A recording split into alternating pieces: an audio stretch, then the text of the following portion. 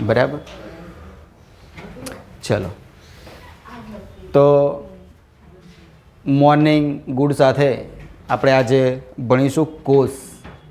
બરાબર છે. તંત્ર મંત્ર બધા પતી ગયા છે, તો બી અંદરથી એક ઈચ્છા થાય, કહેવાય ને એક ફોવાના જેમ એક પ્રશ્ન બહાર આવે. બરાબર. તો ઈચ્છા એવી થાય કે જેટલી બી આપણે ગ્રંથિ ભણ્યા છીએ, બરાબર, મુખ્ય પ્રકાર કેટલા હતા?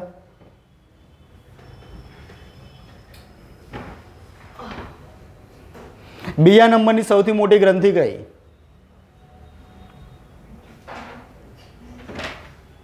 શરીરની માસ્ટર ગ્રંથિ કઈ? ચલો, એક જવાબ આપ્યો. સરસ. તો આગળના બે પ્રશ્નોના જવાબ આપો જરા. સિમ્પલ, અંતઃસ્ત્રાવી અને બાહ્યસ્ત્રાવી. બરાબર. અને બીજો કયો પ્રશ્ન પૂછ્યો કે બીજા નંબરની સૌથી મોટી ગ્રંથિ કઈ? તો પહેલા નંબરની ખબર હોવી જોઈએ તમને. Very good. પ્રથમ નંબરે શું આવે ભાઈ? તમારું લીવર આવે, યકૃત. બરાબર, 1650 ગ્રામ. અને સેકન્ડમાં આવે તમારું પેનક્રિયાસ, સ્વાદુપિંડ, જે ઉત્સેચકનો બી સ્ત્રાવ કરે છે અને અંતઃસ્ત્રાવનો બી સ્ત્રાવ કરે છે. તો ઉત્સેચકમાં શું આવે અને અંતઃસ્ત્રાવમાં શું આવે?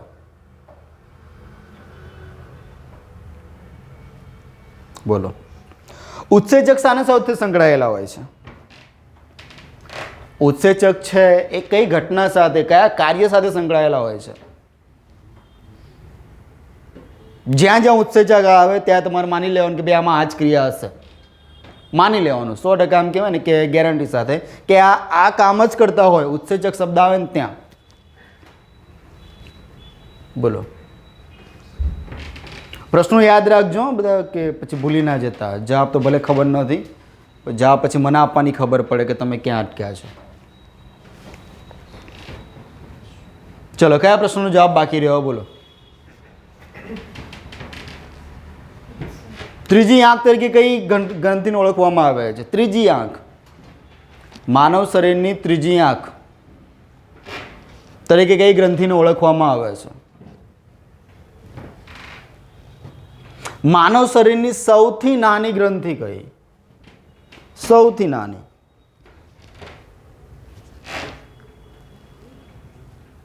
બોલો. સૌથી નાની પિનિયલ, અને ત્રીજી આંખ પણ પિનિયલ જ કહેવામાં આવે છે. ચલો, કયા કયા પ્રશ્નો બાકી રહ્યા આપણે?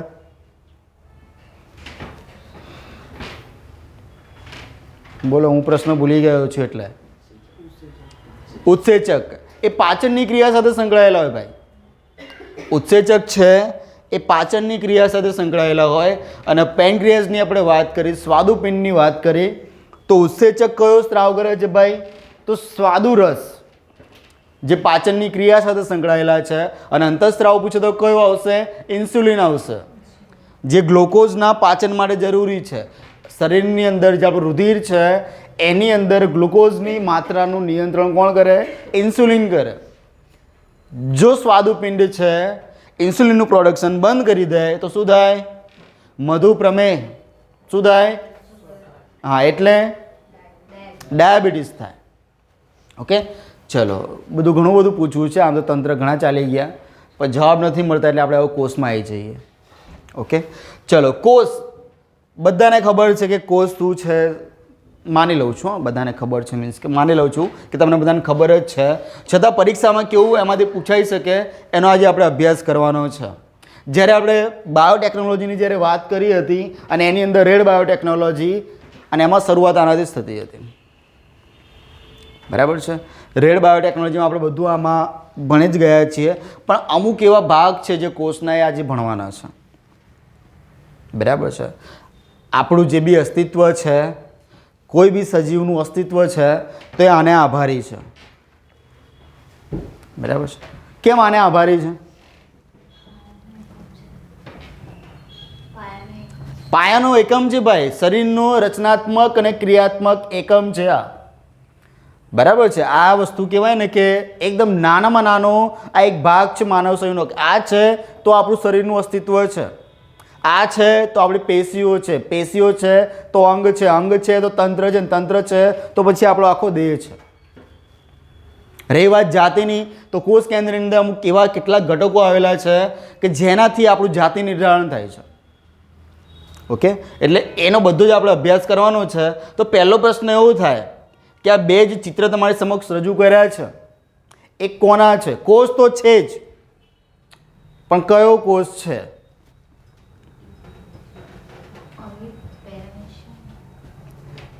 પેરામિશિયમ એક જીવ છે, બરાબર છે. પેરામિશિયમ શું છે? એક જીવ છે. બોલો, શરૂઆત આપણે કરી દીધી છે કોષની, એટલે પહેલો જ પ્રશ્ન અહીંયાથી તમને દેખાય કે એક લોજિક લગાવ્યું હોત ને તો બી તમે કદાચ જવાબ આપી શકત કે આ બધું મોટાભાગનું શું છે? ગ્રીન છે. મોટાભાગનું કંઈ ગ્રીન દેખાય છે તો સ્વાભાવિક છે કે આમાં હરિત કણોનું પ્રમાણ વધારે જ છે. તો હરિત કણોનું પ્રમાણ વધારે શામાં હોય? તો વનસ્પતિ કોષમાં હોય. શામાં હોય? વનસ્પતિ કોષમાં હોય. આ બધું ક્લોરોફિલના કારણે આ બધું લીલું લીલું દેખાય છે. અને અહીંયા તમે જોઈ શકો છો કે આ કંઈક ચામડીના રંગ જેવું દેખાય છે એની સપાટી બહારની. તો આ કોણ હશે ભાઈ? પ્રાણી કોષ છે. આ કયો કોષ છે? આ પ્રાણી કોષ છે. ડન. પાણી કોષ નહીં, પ્રાણી કોષ. બરાબર. અડધો રા આવશે પની જોડે. ચલો જોઈએ આપણે આગળ. હવે તમને કદાચ આ જોયેલું લાગશે. આ બધું આ સ્લાઇડ છે તમને ક્યાંક જોયેલી લાગશે, હા કે ના? જો તમે જોયેલી હશે તો લાગશે, બાકી નહીં લાગે. બાકી આ સ્લાઇડ છે મેં એમ જ રાખી છે તમારા કામમાં આવે એના માટે. બરાબર. આપણે આવું કંઈક ભણ્યા હતા, તમારે હા કે ના જ કહેવાનું. ચલો, માનવનું શરીર છે આપણે આ ભણ્યા હતા. શાનું બનેલું છે ભાઈ? તંત્રોનું બનેલું છે.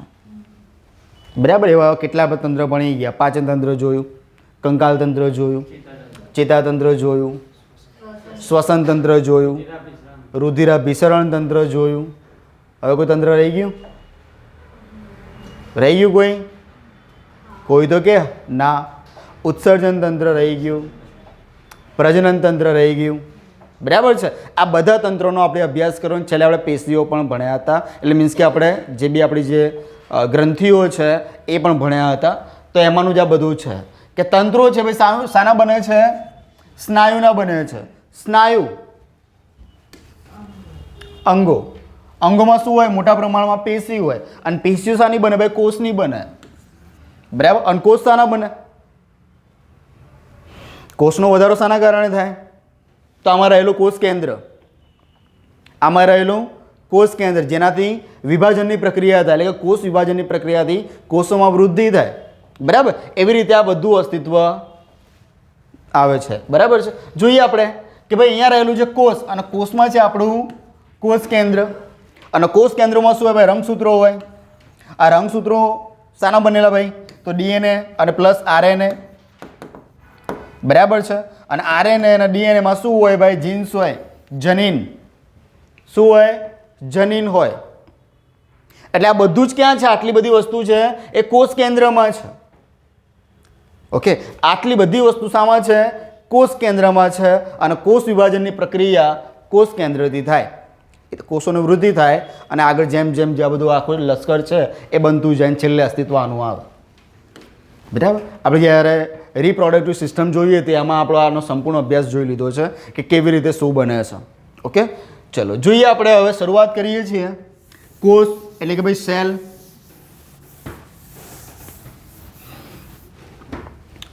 તો આપણને ખબર જ છે કે ભાઈ સજીવનો પાયાનો અને મૂળભૂત એકમ, પાયાનો મૂળભૂત એકમ અથવા તો આપણે ભણી ગયા છીએ કે રચનાત્મક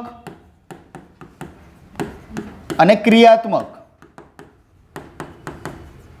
એકમ. રચનાત્મક અને ક્રિયાત્મક એકમ જેને શું કહેવામાં આવે છે? કોષ. આટલું તો આપણે ભણી ગયા છે. લગભગ 10મા ધોરણ સુધી આપણે અડધું MBBS પૂરું કર્યું. કદાચ જો 12 લીધું હોત તો તમે પૂરું કરીને આવત, પણ આપણે 10 સુધી જ હતું. પછી તમે કદાચ અલગ અલગ ફિલ્ડમાં ડિવાઈડ થઈ ગયા હશો. તો અહીંયા આપણે PhD કે MBBS તો કરવાનું છે નહીં, પણ એક્ઝામ ઓરિએન્ટેડ શું આવવાનું છે ને આપણે આ કથા કરવાની છે. ઓકે, ચલો. તો રચનાત્મક અને ક્રિયાત્મક એકમ એટલે કે ભાઈ કોષ કેવો ભાઈ? તો પાયાનો મૂળભૂત, કેમ કે આ બેઝ છે. આ શું છે? આ બેઝ છે, પાયાનો મૂળભૂત એકમ છે. જેને લેટિન, એનો જે લેટિન શબ્દ છે એ છે સેલ્યુલા.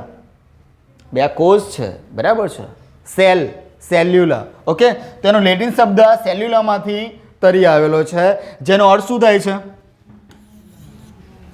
નાનો ઓરડો. બરાબર. સજીવનો પાયાનો એકમ છે.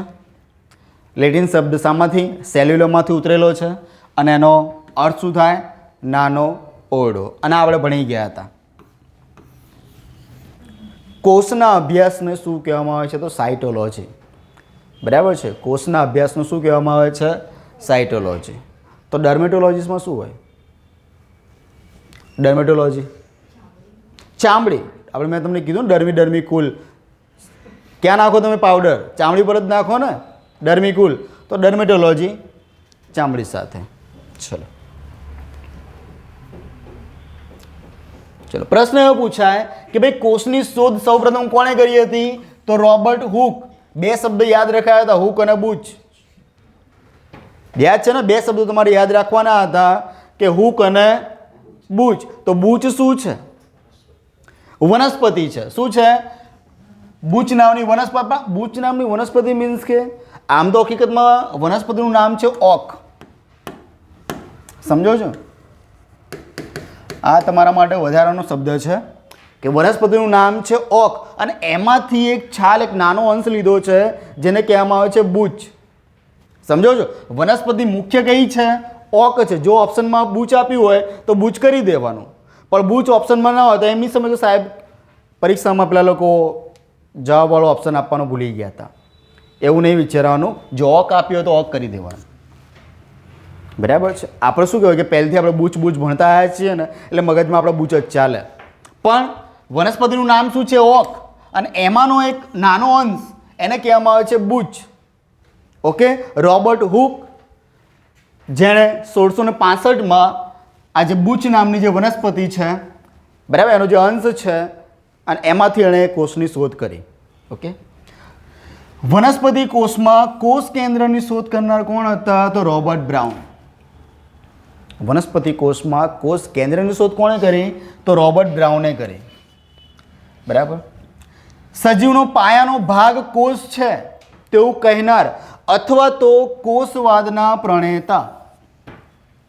સજીવનો પાયાનો જે ભાગ છે એ કોષ છે અને આવું જેણે કહેવાય ને કે પ્રતિપાદિત કર્યું હતું, સિદ્ધ કર્યું હતું, એટલે કે કોષવાદ રજૂ કર્યો હતો, એ વ્યક્તિનું નામ શું છે? તો સ્લાઇડન અને સ્વોન. સ્લાઇડન અને સ્વોન કોષવાદ રજૂ કરનાર કહી શકાય. અને ભાઈ સજીવનો પાયાનો એકમ છે, પાયાનો ભાગ કોષ છે એવું કહેવાવાળા પણ કોણ હતા? સ્લાઇડન એન્ડ સ્વોન. બરાબર છે. આ ત્રણ ભક્તોના નામ તમારે યાદ રાખવાના છે. પહેલા ભક્ત આવે છે રોબર્ટ હુક, જેણે બુચ નામની વનસ્પતિ અથવા તો ઓક નામની વનસ્પતિ પરથી કોષની શોધ કરી. બીજું શું કીધું કે રોબર્ટ બ્રાઉન, કે ભાઈ કોષ કેન્દ્રની શોધ કરનાર વ્યક્તિ કોણ હતા? તો રોબર્ટ બ્રાઉન. સ્લાઇડન અને સ્વોન આ કોણ છે? તો ભાઈ કોષ છે એ સજીવનો પાયાનો જ ભાગ છે, પાયાનો જ એકમ છે, પ્લસ કોષવાદ જેણે રજૂ કર્યો એ વ્યક્તિનું નામ શું છે? તો સ્લાઇડન એન્ડ સ્વોન. બરાબર છે. ચલો. મનુષ્યના શરીરમાં આશરે લગભગ 1014 જેટલા કોષો અસ્તિત્વ ધરાવે છે. 1014. બરાબર છે. જેટલા જીરો એડ થાય એટલા કરી દેવાના. બરાબર છે. 1014 જેટલા કોષો અસ્તિત્વ ધરાવે છે. શરીરમાં નાશ પામતા કોષો લગભગ 21 દિવસમાં રીજનરેટ થાય છે, એટલે કે નવા બને છે. બરાબર છે. શરીરમાં જે બી કોષ નાશ પામે છે એ કેટલા દિવસમાં? 21 દિવસમાં ફરીથી બની જતા હોય છે. ઓકે. એટલે કહેવાનું તમે કદાચ પેલું જોયું હશે કે ભાઈ બ્લડ ડોનેટ તમે કરવા જાઓ તો એવું કહે છે કે ભાઈ 3 મહિના સુધી તમારે બ્લડ ડોનેટ કરવાનું નહીં. બરાબર છે. એક વખત બ્લડ ડોનેટ કર્યું, જેમ કે આજે કઈ તારીખ? 3 ફેબ્રુઆરી છે, તો એના 3 મહિના પછી તમે બ્લડ ડોનેટ કરી શકો. એટલે શું આવશે? માર્ચ, એપ્રિલ અને મે મહિનામાં તમે કરી શકશો. એ પહેલાં તો નહીં જ. કેમ?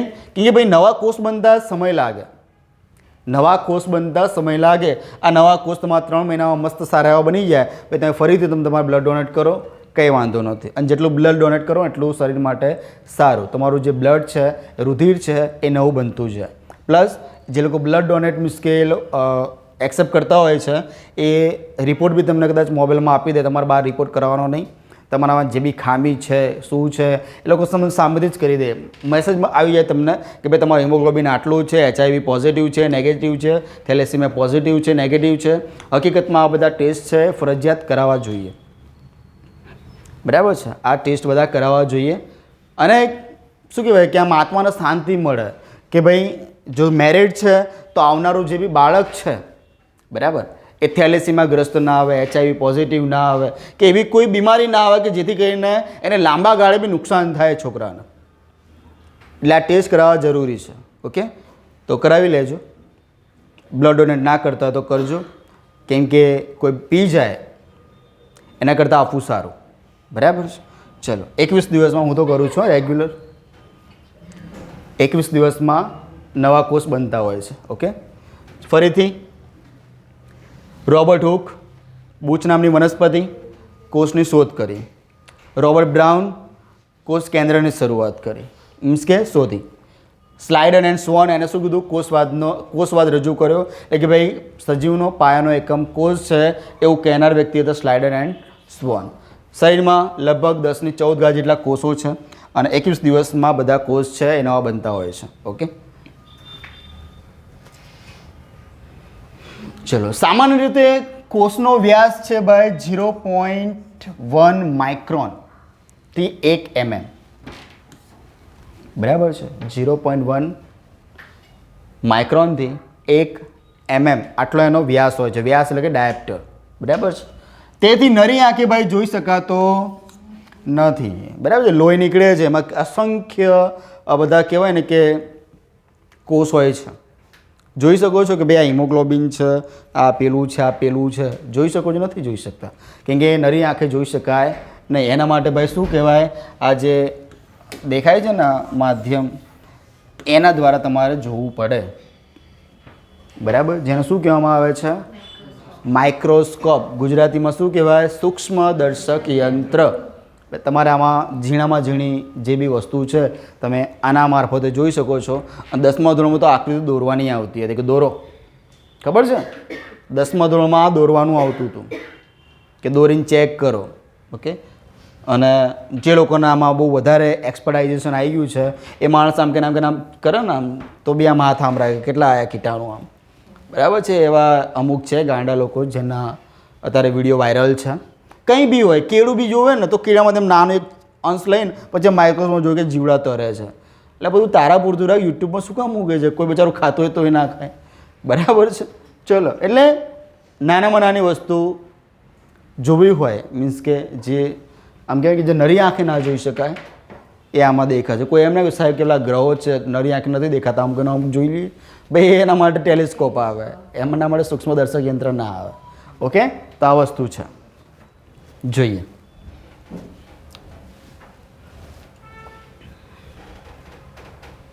ચલો, સજીવમાં રહેલા કોષોની સંખ્યાને આધારે આ જે સજીવનું છે એ બે રીતે વર્ગીકરણ કરી શકાય. એક છે એક કોષીય સજીવ અને બીજું છે બહુકોષીય સજીવ. બરાબર છે. એક કોષીય સજીવ અને બહુકોષીય સજીવ. એક કોષીય સજીવમાં શું હોય કે જેમાં એક જ કોષ હોય. બરાબર છે. એમાં કોષ કેટલા હોય? એક જ હોય, એટલે કે એક કોષીય કહેવામાં આવે છે. અહીંયા એક્ઝામ્પલ તરીકે જોઈએ આપણે કે અમીબા છે, લીલ છે અને પેરામિસિયમ છે. આ લીલ છે, આ પેરામિસિયમ છે અને આ અમીબા છે. હમણાં જ થોડા સમય પહેલાંનો જ કિસ્સો છે, આઈ થિંક કેરળ કે કઈ જગ્યાનું છે, કે એક છોકરાનું કંઈ એના મગજમાં કંઈ અમીબા ઘૂસી ગયા હશે તો મગજ ખાઈ ગયું, માણસ મરી ગયો. આ એટલું ડેન્જર પણ છે. બરાબર છે. એ ખબર નહીં આપણા સાઉથ ઇન્ડિયામાં જ છે. ઓકે, એના મગજમાં ઘૂસી ગયું અમીબા તો આખું મગજ ખાઈ ગયું એ. બરાબર, માણસ મરી પણ ગયો. એટલે બહુ ડેન્જર વસ્તુ છે. બરાબર, આવી ડેન્જર છે જેવું દેખાય છે. બરાબર, એવું છે નહીં. બરાબર છે. આ તમને આમ કંઈ હાથાપાઈ કરવા ના આવે તમારી જોડે, પણ સ્લીપ ખાઈ જાઓ તો ભલભલા હાડકા ખોખરા થઈ જાય એનાથી. તો આ લીલ છે, આ પણ એક કોષીય છે, પેરામિસિયમ છે અને અમીબા છે. આમાંથી પ્રશ્ન શું પૂછે કે ચપ્પલ જેવી આકૃતિ ધરાવતું પ્રજીવ તો પેરામિસિયમ છે જે એક કોષીય છે અને ખોટા પગ દ્વારા હલનચલન કરીને, બરાબર છે, કે પોતાનો ખોરાક છે મેળવે છે, જેને કઈ પ્રક્રિયા કહેવાય? ખોટા પગ દ્વારા હલનચલન કરીને આમ કહેવાય ને કે ખોરાક છે મેળવી લે, બરાબર, પોતાના કેન્દ્રમાં લઈ લે, બરાબર, અને એ રીતે ખોરાક મેળવે છે તો એને કઈ પ્રક્રિયા કહેવાય ભાઈ? સાહેબ આ તો ખબર હતી, અંતઃગ્રહણ, બરાબર. આ પ્રક્રિયા શું કહેવાય? એ પોતાની રીતે, એટલે આવી રીતે મીન્સ કે એ ખોરાક લઈ લે છે એમ ખોટા પગ દ્વારા. ઓકે. અને આ બધું કદાચ શું કહેવાય, આના જેવો જ બીજો એક જીવ છે ઓક્ટોપસ, બરાબર. એ બી આખું સ્નાયુનો જ બનેલો, ક્યાં હાડકું જ નથી. કદાચ કોઈ એક બાજુનો પગ ખાઈ બી જાય ને તો અમુક દિવસે પછી એ પાછો ઉગી નીકળે, ગરોળીની પૂંછડીની જેમ, બરાબર છે. તો એવું પણ છે આમાં. ચલો, આ એક કોષીયની વાત કરી તો એક કોષીયમાં અમીબા છે, લીલ છે અને પેરામિસિયમ છે. બહુકોષીની વાત કરીએ કે ભાઈ એક કરતાં વધારે કોષો. બહુકોષીયમાં શું હોય? એક કરતાં વધારે કોષો હોય, બરાબર. એવા આપણે તમે બધા સજીવો જે બી છે તે બહુકોષીય. દાખલા તરીકે ભાઈ મનુષ્ય છે, પ્રાણી છે અને પક્ષી છે. આ બધા કેવા છે ભાઈ? બહુકોષીય છે.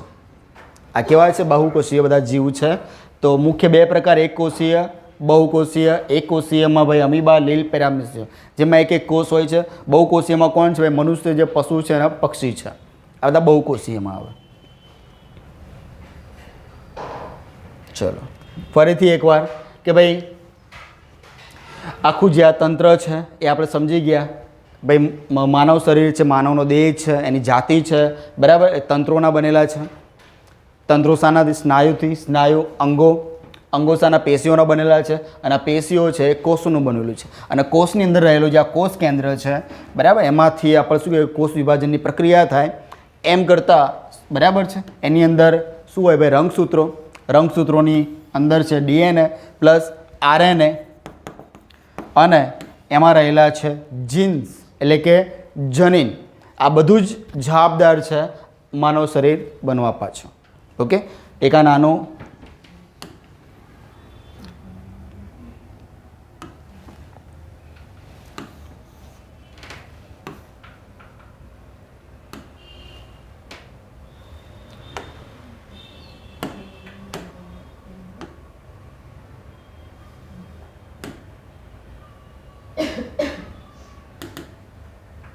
એક ખાલી આ કોષ કેવી રીતે બને છે એ ખાલી જોઈ લો. આ જે છે ને એ તારાકાય છે, તારા કેન્દ્ર કહેવાય ને એ છે, બરાબર. જે આ કોષ છે એના બે ભાગમાં કહેવાય ને કે બંને ધ્રુવ તરફ ખેંચીને બે અલગ કરવાની જે પ્રક્રિયા છે, બરાબર, એ આમાં મુખ્ય રોલ હોય છે તારાકાયનો, બરાબર. જે ત્રાક જેવી રચના હોય છે અને આવી રીતે કોષ બે બની ગયા. ઓકે. સિંગલ કોષ હતો, બરાબર છે. આ એક સિંગલ કોષ હતો. આ જે છે ને તારાકાય છે, જે ત્રાક જેવી રચના ધરાવશે અને આ જે છે ને બધું એના બે ભાગમાં ખેંચીને, બે ધ્રુવ તરફ ખેંચીને બે અલગ સ્વતંત્ર કોષ કરશે. અને આ બધું ક્યાંથી થશે? એ કોષ કેન્દ્રમાંથી અડધા અડધા ભાગ થશે. જેટલી બી અંદર અંગિકાઓ છે એ બધાના કહેવાય ને અડધા અડધા ભાગ કરશે અને બે કોષ છે એ સ્વતંત્ર થઈ જશે, બરાબર. તો આ હતું કોષની આપણે જે નાની વાત હતી એ. ઓકે. ચલો, તો આવી રીતે બધા કોષ બનતા હોય ને એ રીતે કોષોની વૃદ્ધિ થતી જાય છે. ચલો, તો પ્રશ્ન એવો પૂછાય તમને કે ભાઈ દુનિયાનો સૌથી મોટો કોષ તો શાહમૃગનું ઈંડું. દુનિયાનો સૌથી મોટો કોષ કયો? તો શાહમૃગ છે, બહુ મોટું પક્ષી આવે છે, એનું ઈંડું એ સૌથી મોટો કોષ છે. દુનિયાનો સૌથી નાનો કોષ તો માઇક્રોપ્લાઝ્મા ગોલિસેપ્ટિકમ, બરાબર છે. માઇક્રોપ્લાઝ્મા ગોલિસેપ્ટિકમ એ સૌથી નાનો કોષ છે. માનવ શરીરનો સૌથી લાંબો કોષ આપણે વાત કરી ચેતાકોષ, એટલે કે આપણી જે ચામડી છે. ઓકે. કેટલા વર્ષ સુધી સાચવી શકાય એને? જો સાચવવામાં આવે તો જે સ્કિન છે, બરાબર, એ જે આપણું સંગ્રહાલય છે, મીન્સ કે સંગ્રહ મીન્સ કે જે બી આપણો જે ભાગ છે ડૉક્ટર માટે કે એ લોકો જે પ્લાસ્ટિક સર્જરી માટે બધી ચામડી સાચવી રાખે છે ડિપાર્ટમેન્ટમાં, તો એ કેટલા વર્ષ સુધી સાચવી શકાય? તો આપણી જે ચામડી છે ને ભક્તો 10 વર્ષ સુધી સાચવી શકાય, બરાબર. એ પછી એ નકામી થઈ જાય, બરાબર. મેક્સિમમ 10 વર્ષ સુધી સાચવી શકાય. ઉપયોગ થતો હોય તો કરવાનો, તો પછી ફેંકી દેવું પડે. ઓકે. ચલો, માણસના શરીરનો સૌથી નાનો કોષ તો રુધિર કોષ, બરાબર છે. આપણે જે રુધિર એમાં જે કોષ છે તો રુધિર કોષ છે. માણસના શરીરનો સૌથી મોટો કોષ કયો છે તો અંડકોષ, જે ફક્ત અને ફક્ત સ્ત્રીઓમાં હોય. બરાબર, આપણે આનો ખાસો એવો મોટો અભ્યાસ કરી ચૂક્યા છીએ.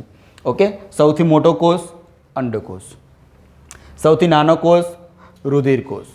બરાબર, દુનિયાનો સૌથી મોટો કોષ સામરોગનું ઈંડું, સૌથી નાનો કોષ તો માઇક્રોપ્લાઝમા ગોલિસેપ્ટિકમ. બરાબર છે. શરીરનો સૌથી લાંબો કોષ તો ચેતાકોષ. ઓકે, આનું જોડકું કદાચ એક્ઝામમાં પૂછાઈ શકે છે. ઓકે, ચલો હવે આપણે જોઈએ કે ભાઈ કોષ છે એમાં જે અલગ અલગ કોષ, પ્રાણી કોષ અને વનસ્પતિ કોષ, એમાં સામ્યતા શું છે. બરાબર, એમાં કઈ કઈ બાબત છે એ બંનેમાં સરખું જ આવે છે, બંનેમાં સરખી જ હોય. બરાબર, તો બંનેમાં સરખું તો મોટાભાગની બાબતો છે, પણ કયું નથી. જેમ કે ભાઈ પ્રાણી કોષમાં જે છે એ વનસ્પતિ કોષમાં તો મળશે જ, પણ વનસ્પતિ કોષમાં એવી એવી બાબત છે જે આમાં નથી, જે આમાં નથી. તમે જોઈ શકો ભાઈ, આ તમે દેખાય છે આ મસ્ત આ ગુલાબ જાંબુ જેવું. બરાબર, શું છે એ કોષ કેન્દ્ર છે. શું છે ભાઈ, આ જે દેખાય છે આ કોષ કેન્દ્ર છે. તો કોષ કેન્દ્ર અહીંયા છે, તો આ છે આ રહ્યું કોષ કેન્દ્ર. બરાબર છે. ચલો, આ બધું જે દેખાય છે આ બધું, બરાબર, એ શું છે કોષરસ છે. તો છે આમાં, તો આ બધું કોષરસ છે આમાં. ઓકે, પછી આપણે વાત કરીએ કે ભાઈ કોષ કેન્દ્ર પટલ. તો કોષ કેન્દ્ર પટલ અહીંયા છે, જોઈએ આપણે અહીંયા છે જ. બરાબર, આ કોષ કેન્દ્ર પટલનું કામ શું છે કે જે કોષ કેન્દ્ર છે, બરાબર, એ બીજી અલગ જે અંગિકાઓ છે એનાથી જુદું રાખવાનું. એટલે કે ભાઈ આ કોષરસ છે ને એનાથી અલગ કરવાનું કામ ભાઈ આ કોષરસ પટલ કરે છે, એનાથી અલગ રાખવાનું કામ છે. એટલે મોટાભાગની બાબત તમે જોશો ને તો બધી તમને દેખાશે કે બધું સેમ સેમ છે. કણાપ સૂત્ર છે, અહીંયા બી કણાપ સૂત્ર છે જ, આ બધા છે કણાપ સૂત્ર છે. ઓકે, અહીંયા આવશે. ચલો, કણાપ સૂત્ર છે જ. બરાબર, એટલે કણાપ સૂત્રનું કામ શું છે આપણે વચ્ચે જોયું હતું. બોલો, કણાપ સૂત્રનું કામ શું છે, કેમ કણાપ સૂત્ર જરૂરી છે?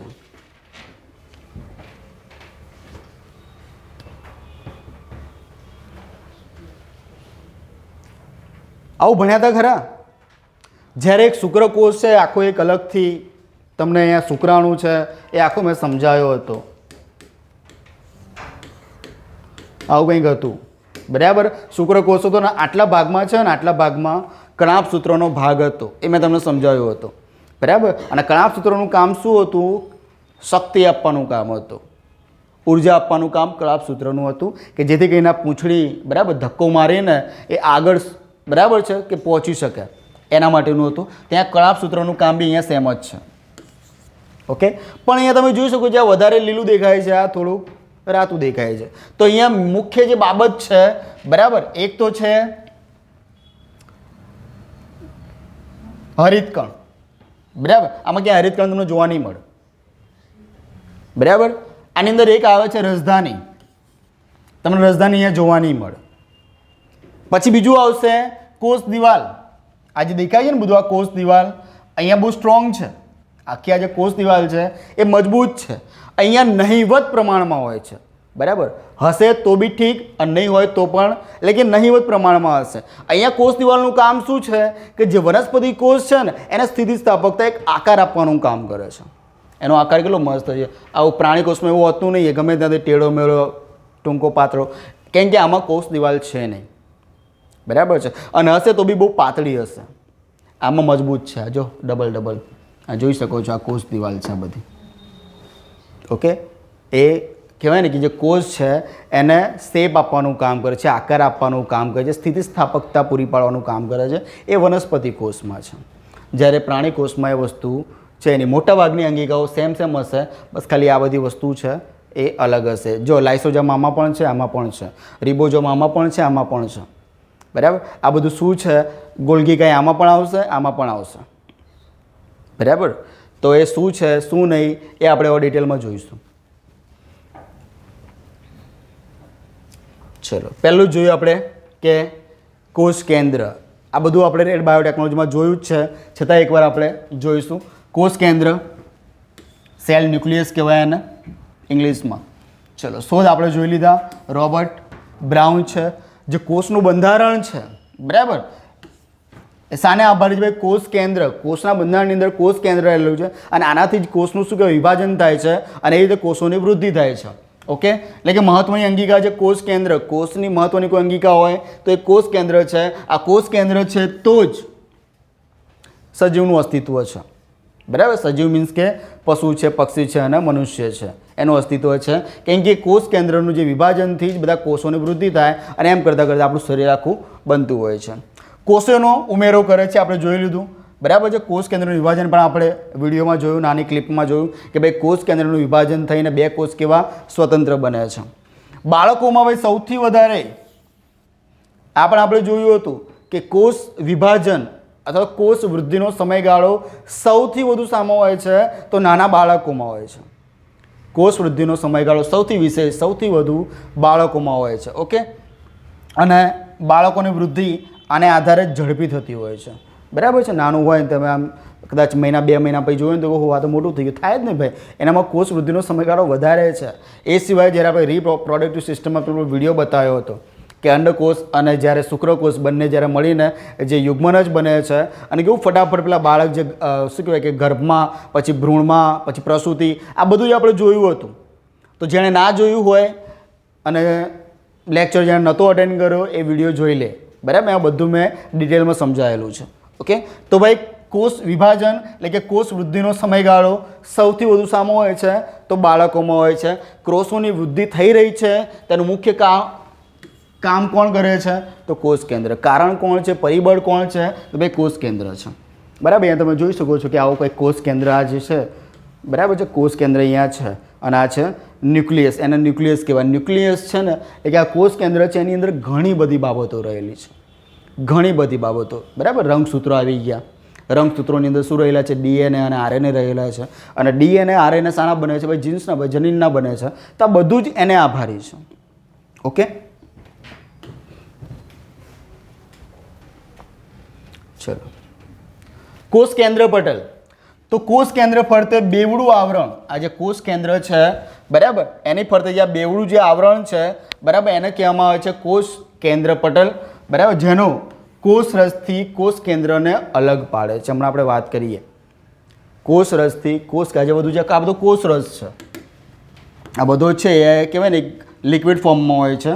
બરાબર, એનાથી આ જે કોષ કેન્દ્ર છે એને દૂર રાખવાનું કામ કોણ કરે છે? બરાબર, તો આ જે કોષ કેન્દ્ર પટલ છે એ કરે છે. બરાબર, રંગસૂત્રો, ક્રોમોઝોમ્સ, આ બી આપણે સંપૂર્ણનો અભ્યાસ કરી ચૂક્યા છીએ. તેમ છતાં એકવાર ફરીથી કે પ્રશ્ન તમને આ કોષ્ટકમાંથી કોઈ બી પૂછાઈ શકે છે કે ભાઈ રંગસૂત્રો ટોટલ કેટલા છે? તો 46 છે. ટોટલ રંગસૂત્રો કેટલા છે? 46. જોડ પૂછે તો 23. એમાં બી આજે 44 અને આ 2 એટલે કે ભાઈ 22 જોડ અને 1 જોડ. આ જે 22 જોડ છે એટલે કે જે 44 રંગસૂત્ર છે એ દૈહિક રંગસૂત્રો છે. બરાબર છે, એક એવા રંગસૂત્રો છે દૈહિક છે અને 1 જોડ છે એટલે કે 23મા નંબરની જોડ છે એ શું કરે છે ભાઈ? જાતિ નિર્ધારણ કરે છે. એ શું કરે છે? જાતિ નિર્ધારણ કરે છે. અને આ જ વસ્તુઓ આપણે લગભગ આ બીજી કે ત્રીજી વખત ભણી રહ્યા છીએ. બરાબર, તો હવે તો આમાંથી કોઈ બી પ્રશ્ન આવે તો ખોટો પડો ને તો 50 વખત લખવા આપીશ. બરાબર છે, એટલે આ ખોટું પડવું જોઈએ નહીં. ચલો, તો જાતિ નિર્ધારણ 23મા નંબરની જોડ છે. આપણને ખબર છે કે જે ફાધર છે એની 23મી જોડ, જે પુરુષ છે એની 23મી જોડ કઈ હોય ભાઈ? XY હોય. અને મધર છે એની 23મી જોડ એટલે કે જે મહિલા છે એની જે 23મી જોડ છે એ XX હોય, ડબલ X હોય. જો ફાધર પોતાનો X, બરાબર છે, ફાધર પોતાનો X અહીંયા આપણે જોઈ લઈએ અને ફાધરની પાસે XY છે અને અહીંયા XX છે. ફાધર પોતાનો X અને મધર પોતાનો X ડોનેટ કરે તો શું બનશે ભાઈ? જે આવનાર જે બાળક છે એ ચાઇલ્ડ છે એ કયું હશે? છોકરી હશે, ગર્લ્સ હશે. બરાબર, અને ફાધર બરાબર છે Y ડોનેટ કરે અને આમની પાસે કોઈ ઓપ્શન જ નથી મહિલા પાસે, એ બીજી વાર બી X જ ડોનેટ કરશે તો પછી આવશે મસ્તીખોર. બરાબર છે, હા, મેલ. ઓકે, તો આખી આ વસ્તુ આપણે જોઈ લીધી છે, બરાબર. ચલો, કેટલાક એવા સરીસૃપો છે ભાઈ. સરીસૃપો એટલે ખબર ને? સરીસૃપો એટલે હા કે ના? હા, ઓકે. એટલે કે શરીર છે એને ઘસડાઈને ચાલે એમ. ઓકે, તો એ કેટલાક સરીસૃપો છે જેમ કે મગરમચ્છ છે અને ગરોળી છે, બરાબર. એના માટે આ લિંગી રંગસૂત્રો હોતું નથી. મગરમચ્છ અને ગરોળી માટે લિંગી રંગસૂત્રો હોતું નથી. એમાં એવું ના હોય કે ભાઈ આમાં આ જોડ એટલે આમાં શું કહેવાય માદા ગરોળી આવશે, આમાં મેલ ગરોળી આવશે, એમાં એવું નથી હોતું. કોઈને ખબર છે એ શાને આભારી છે? આપેલું જ છે, અહીંયા લખેલું જ છે, આ જો, બરાબર છે. તાપમાનને આધારે છે, બરાબર. એનું જે લિંગનું નિર્ધારણ છે, બરાબર છે, એ કન્વર્ટ તાપમાનના આધારે થતું હોય છે. તો કયા તાપમાને શું આવે અને કયા તાપમાને શું આવે, બરાબર. ગરોળીની વાત કરીએ ને તો ઊંચા તાપમાને હોય ને જે ગરોળી, ઊંચા તાપમાને તાપમાન વધારે હોય ત્યારે જે એનું જે ઈંડું છે, બરાબર, જે આવનાર જે બી સંતાન છે, બરાબર, એ મેલ આવશે. શું આવશે? મેલ આવશે. અને નીચા તાપમાને ફિમેલ આવશે. આવું સેમ આમાં પણ છે. ઓકે, ઊંચા તાપમાને જે હોય છે ને એ નરમાં પરિવર્તિત થઈ જાય ઊંચા તાપમાને, અને ઓછા તાપમાને ફિમેલ આવશે. ઓકે, આમાં એવું જ છે કે આ જીવોનું જે લિંગનું નિર્ધારણ છે ભાઈ તાપમાનના આધારે સુનિશ્ચિત થતું હોય છે. એમાં આવું હોતું નથી કે લિંગી રંગસૂત્ર એવું હોતું નથી એનામાં, બરાબર. એની પૂંછડી છે આની, આ જોઈ શકો છો, મસ્ત રૂપાળી, જ્યાં કે હાલ જ બ્યુટી પાર્લરમાં જઈને આવ્યું હોય, બરાબર છે. હા, ઓકે. તો આ જે છે આ બધું સ્નાયુનું, આ જે છે પૂંછડી એ સ્નાયુની બનેલી છે. કદાચ તૂટી જાય ને તો પાછી રિજનરેટ થઈ જાય. ઓકે, ચલો.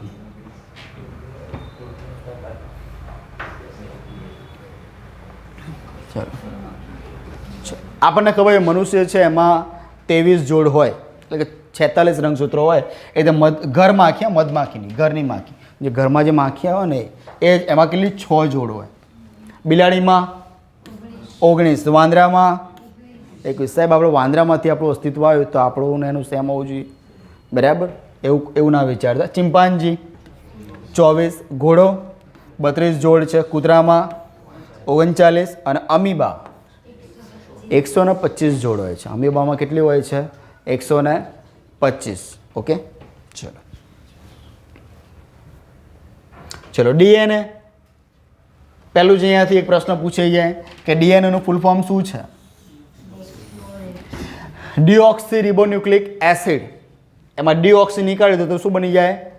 આરએનએ બની જશે, બરાબર. રિબોન્યુક્લિક એસિડ, બરાબર છે. ડીએનએ ડીઓક્સી રિબોન્યુક્લિક એસિડ અને આરએનએ રિબોન્યુક્લિક એસિડ. આ જે છે, બરાબર છે, ડીએનએ એ દ્વિસર્પી આકાર ધરાવે છે, જ્યારે પેલું છે એ સિંગલ જ હોય. આમ કઈ નામ આવું હોય, એ સિંગલ હોય. એ દ્વિસર્પી આકારે ના હોય, એ સિંગલ હોય. એ આપણે હમણાં આકૃતિમાં જોઈશું. ચલો, પહેલો પ્રશ્ન અહીંયાથી આવે કે ભાઈ ડીએનએના શોધક કોણ છે? તો Watson and creek. Watson and creek. અને આરએનએના પૂછે તો વોટસન એન્ડ આર્થર, બરાબર છે. આ જે છે ને કદાચ તમે આવી રીતે યાદ ભાઈ એથી આર્થર, બરાબર. આરએનએ પણ તમે તમારી રીતે ભાઈ સાહેબ એ તો પહેલામાં છે તો આમાં આર્થર થઈ ગયું તો, બરાબર છે. તો આમાં વોટસન એન્ડ આર્થર ડીએનએમાં છે અને આરએનએમાં કોણ છે? વોટસન અને આર્થર આરએનએમાં, અને ડીએનએમાં વોટસન એન્ડ ક્રિક. અને આ જે ડીએનએ છે એ શોધ 1953માં. ડીએનએમાં શું હોય ભાઈ? એ બંને શું હોય કે બેઝની ગોઠવણી હોય. બેઝની ગોઠવણી હોય. આપણે અહીંયા એક સાદી આકૃતિ બનાવી હતી જે તે સમયે, અહીંયા થોડી આપણે વ્યવસ્થિત આકૃતિ લઈને આવ્યા છીએ. ઓકે, આ જે દેખાય છે ને આ શું છે? આરએનએ છે. આરએનએ છે અને આ છે આપણું ડીએનએ, બરાબર છે. આ આપણું છે ડીએનએ. હવે અહીંયા આપણે જોઈએ વેન ડાયાગ્રામ, બરાબર. આ વેન ડાયાગ્રામ જોઈએ કે ભાઈ એમાં એમાં કયા કયા બેઝ ગોઠવાયેલા હોય છે?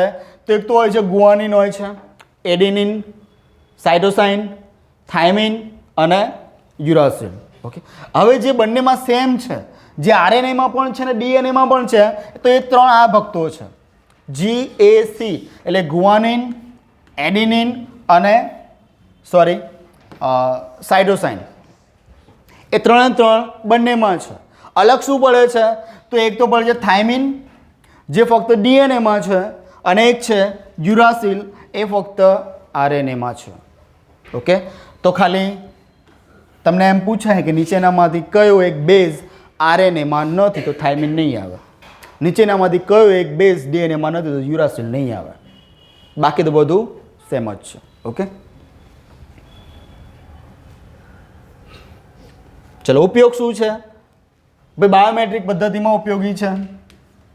બરાબર, બાયોમેટ્રિક એટલે જે આપણે થમ્સ ઇમ્પ્રેશન ને બધી આંગળીઓના નિશાન લઈએ છીએ ને, એટલે કે બાયોમેટ્રિકમાં એ વસ્તુ જરૂરી છે. પ્લસ આ જે ડીએનએ ઇમ્પ્રેશન એ પણ છે.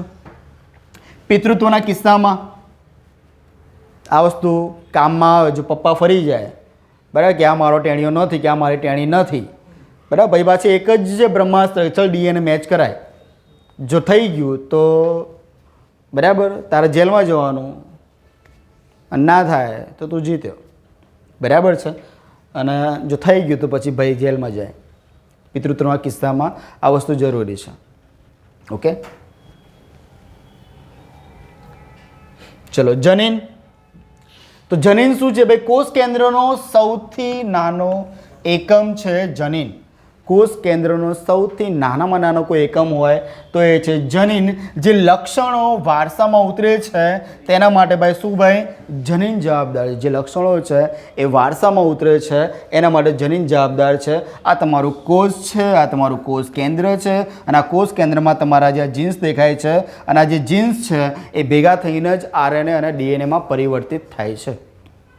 બરાબર છે. આ જે કોષ કેન્દ્ર છે તમારું, એમાં જે આ જે જનીન રહેલા છે, જીન્સ રહેલા છે, એ પછી પ્રોસેસ મારફતે એ ધીરે ધીરે પછી ડીએનએ અને આરએનએ બનતા છે. આખું ફોર્મેશન છે એ આવી રીતે બનતું છે. બરાબર છે. એટલે કોષ કેન્દ્ર બહુ જ મહત્ત્વનું છે. એની અંદર જ આ બધું રહેલું છે. આ જીન્સ છે, આ જનીન છે, અને એમાંથી આખી જે આ છે સિસ્ટમ બનતી જશે. ઓકે, ચલો, પ્રશ્ન એવો પૂછાય કે આનુવંશિકતાવાદના પ્રણેતા કોણ છે? આપણને ખબર જ છે, વટાણાવાળા ભાઈ. બરાબર છે, વટાણાવાળા ભાઈ. કોણ હતું? મેન્ડલ વટાણા વેચતા હતા. ઓકે, મેન્ડલ, જ્યોર્જ મેન્ડલ, બરાબર, જેણે વટાણા છોડ પર અખતરો કર્યો અને પછી પ્રતિપાદિત કર્યું, સાબિત કર્યું કે ભાઈ હા બે આવું કંઈક હોય છે, આનુવંશિકતાવાદ આવું કંઈક હોય છે, ભાઈ વારસાનુગત બી આવું બધું આવતું હોય છે. તો એ કોણ છે? George Mendel. અને જનીન શબ્દને સૌ પ્રથમ પ્રચલિત કરનાર વ્યક્તિ કોણ છે? તો જોન્સન. બેબી નહીં, જોન્સન. Okay, Johnson. જનીન શબ્દને પ્રચલિત કરનાર વ્યક્તિ કોણ છે? જોન્સન. આનુવંશિકતાવાદના પ્રણેતા કોણ છે? તો જ્યોર્જ મેન્ડલ, જેણે કોની પર? વટાણાના છોડ પર અખતરા કર્યા હતા અને એણે સાબિત કર્યું હતું. તો પ્રશ્ન એવો પૂછાય કે ઉત્ક્રાંતિવાદના પ્રણેતા કોણ છે? ઉત્ક્રાંતિવાદ શું છે? ઉત્ક્રાંતિવાદના પ્રણેતા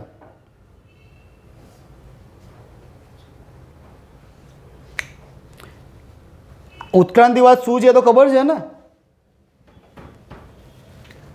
એ ગઈ ભેંસ પાણીમાં.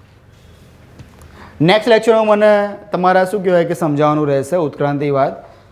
એ ખાલી આછી રૂપરેખા આપી દઉં કે ભાઈ પેલા વાંદરા હતા, એ પછી એમાં પરિવર્તન આવતા ગયા અને પછી આપણે જે મનુષ્ય અવતારમાં અત્યારે હાલ સ્ટેબલ છીએ એ આખી જે ઘટના છે એને કહેવાય ઉત્ક્રાંતિવાદ. ઓકે, તો આના પ્રણેતા છે તમારા મને નેક્સ્ટ લેક્ચર જે બી આવે ત્યારે તમારે મને કહેવાનું. ઓકે, ત્યાં સુધી તમે શોધી લાવજો આ વસ્તુ. ચલો, જનીન સંકેતો અથવા તો કૃત્રિમ જનીનના શોધક કોણ છે? જે આપણા ભારતીય હતા, ડૉક્ટર હરગોવિંદ ખુરાના.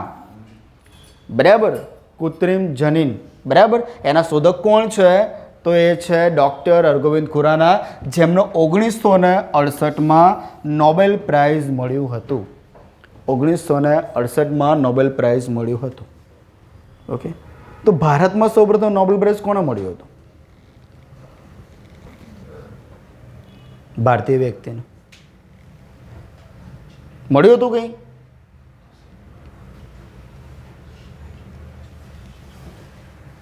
લખો, આ પ્રશ્ન લખો, આ શોધી લાવવાનો. બરાબર. આ બધા ઇઝી પ્રશ્નો તમને ના આવડે એટલે પછી મને થોડું એ થાય કે આ શું છે આ બધું. ઓકે, ભારતનો સૌપ્રથમ નોબેલ પ્રાઇઝ કોને મળ્યો જે ભારતીય છે? ઓકે, એ બી તમારે શોધી લાવવાનું છે. ચલો, હા, ના હવે કેન્સલ, હવે તમે ચાન્સ ગુમાવી દીધો છે, હવે શોધી લાવવાનો. ખોટું, રાજેન્દ્ર પ્રસાદને છેક સુધી કશું મળ્યું જ નહીં. હા, સિવાય કે લોકોને ગાળો જ મળી છે એમને. ચલો આગળ વધીએ આપણે. હરગોવિંદ ખુરાના તો કૃત્રિમ જનીન અને 1968માં એમને નોબેલ પ્રાઇઝ મળ્યો હતો. ચલો, કોષરસ પટલ, બરાબર, જેને કહેવામાં આવે છે સેલ્સ મેમ્બ્રેન્સ, બરાબર. કોષરસ પટલને કોષરસ સ્તર તરીકે પણ ઓળખવામાં આવે છે. કોષરસ સ્તર તરીકે પણ ઓળખવામાં આવે છે કોષરસ પટલને. અને કોષરસના સૌથી બહારના આવરણને કોષરસ પટલ કહે છે. સૌથી બહારનું આવરણ છે કોષરસની, સૌથી બહારનું આવરણ છે એને કોષરસ પટલ કહેવામાં આવે છે.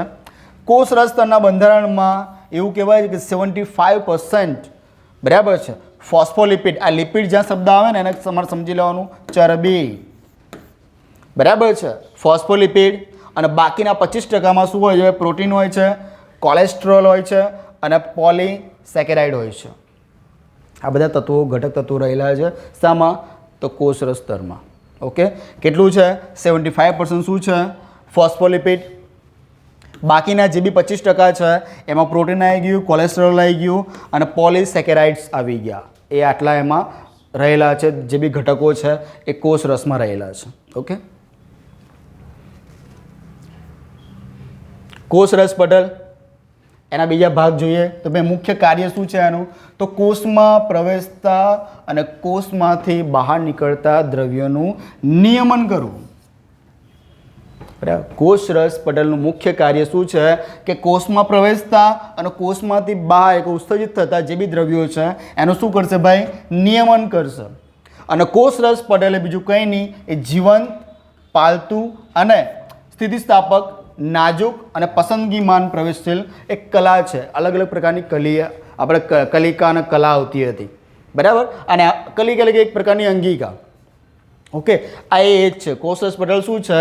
એ જીવંત છે, પાલતું છે અને સ્થિતિસ્થાપકતા પ્રોવાઈડ કરે છે, બરાબર છે. જે બી અંદર જે કોષમાં અલગ અલગ જે તત્વો રહ્યા છે એ બધા તરતા જ હોય છે, બરાબર છે. એક પ્રકારનું ઘટ લિક્વિડ ટાઈપ હોય છે, એના સ્થિતિસ્થાપકતા પ્રોવાઈડ કરવાનું એનું કામ છે. કોનું? તો કોષરસ પટલનું. એ બહાર ના જતા રહે અને બહારથી જે બી આવે છે સખણા રહે એનું નિયમન કરવાનું કામ આનું છે. ઓકે, કોષરસ પટલનું. ચલો, કોષ દિવાલ, સેલ વોલ, બરાબર છે. જેલની દિવાલ પણ કહી શકો. આ જેલ બીજું કંઈ નહીં, યાદ છે કોષ, બરાબર. આ જે દેખાય છે ને તમને આ બધું, ઓકે છે ને, મજબૂત સેન્ટ્રલ જેલ જેવી ફિલિંગ આવે. ઓકે, કે કંઈ વસ્તુ બહાર જતું ના રહે. ઓકે, કોષ દિવાલ, સેલ વોલ. વનસ્પતિ કોષમાં કોષરસ પટલની ફરતે આવેલા નિર્જીવ સખત આવરણને શું કહેવામાં આવે છે? કોષ દિવાલ કહેવામાં આવે છે. આ જે કોષ દિવાલ છે અને આ જે કોષરસ છે તમારો, આ જે વચ્ચે કોષરસ છે અને એની આગળ જે આવરણ છે ને આ વસ્તુ, બરાબર છે, એને શું કહેવામાં આવે છે? કોષરસ પટલ. અને એને સાચવવા માટે છે ભાઈ કોષ દિવાલ. એને સાચવવા માટે શું છે? કોષ દિવાલ છે. પ્રાણી કોષમાં કોષ દિવાલ હોતી નથી. બહુ જ મહત્વનું વાક્ય, બરાબર. નીચેનામાંથી કયો એક ભાગ છે જે પ્રાણી કોષમાં હોતો નથી? અને તમને આવું કંઈક આપી દીધું હોય અને એમાં જો કોષ દિવાલ હોય તો સાચું કંઈને આવતું નથી. કોષ દિવાલ ના હોય. કોષ દિવાલ હોય, બરાબર, પણ એ કેવી હોય? ઓછી સ્થિતિસ્થાપક, એકદમ પાતળી હોય, જે કે ના બરાબર એમ. પણ સખત અહીંયા તમે જોઈ શકો છો કે આ કોન્ક્રીટની બે મસ્ત ઊભી દિવાલ ખેંચેલી છે. તાકાત છે કોઈની કશું વસ્તુ બહાર જાય આમાંથી ના જઈ શકે, એટલી મજબૂત છે. પણ શામાં છે? આ વનસ્પતિ કોષમાં છે. શામાં છે? આ વનસ્પતિ કોષમાં છે. પ્રાણી કોષમાં આનો અભાવ હોય છે. મુખ્ય કાર્ય આપણને ખબર છે કે ભાઈ કોષને આકાર આપવાનો. કેટલું મસ્ત રૂપાળું દેખાય છે. ઓકે, કોષને એક આકાર આપવાનું છે. પેલા કર્ણના રથનું પેલું પૈડું હોય ને એ ટાઈપની ફિલિંગ તમને કદાચ આવતી હોય, મને આવે છે. ઓકે, તો આ મસ્ત આકાર આપેલો છે, બરાબર. તેમજ કોષને યાંત્રિક નુકસાન અને ચેપ સામે રક્ષણ આપવાનું કામ કરે છે. એટલે કે દિવાલ કોને કીધી ભાઈ? કે કંઈ બી ખરાબ વસ્તુ આપણને કહેવાય ને કે હેરાન ના કરે, બરાબર. આપણું મસ્તિષ્કમાં બી કંઈ આવું છે જે આપણે મગજ સામે, એટલે કે મગજને યાંત્રિક આંચકાઓથી પ્રોટેક્ટ કરે છે. ખોપડીમાં એવું કંઈ આવેલું છે? બરાબર. કેમ બધા હેલ્મેટ પહેરવાનું કે ગાંડા થઈ ગયા છે લોકો, ખોટા 900-1000 રૂપિયાનો ખર્ચો કરાવે છે. બરાબર, ગાંડા થઈ ગયા છે, લોકોને કમાવું છે, લોકોને આના અમુક તો પાછા એવા ને, એક તો હેલ્મેટ પહેરવાનું ઉપરથી બાજુ કહેવાનું કે આ લોકોને સાહેબ ટાર્ગેટ આપ્યો ને એટલે એ લોકો પકડે.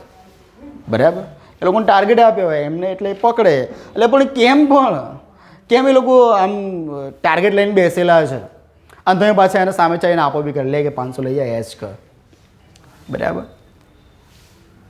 એ લોકોને કમાવું છે એટલા માટે આ લોકો આવું કરે છે.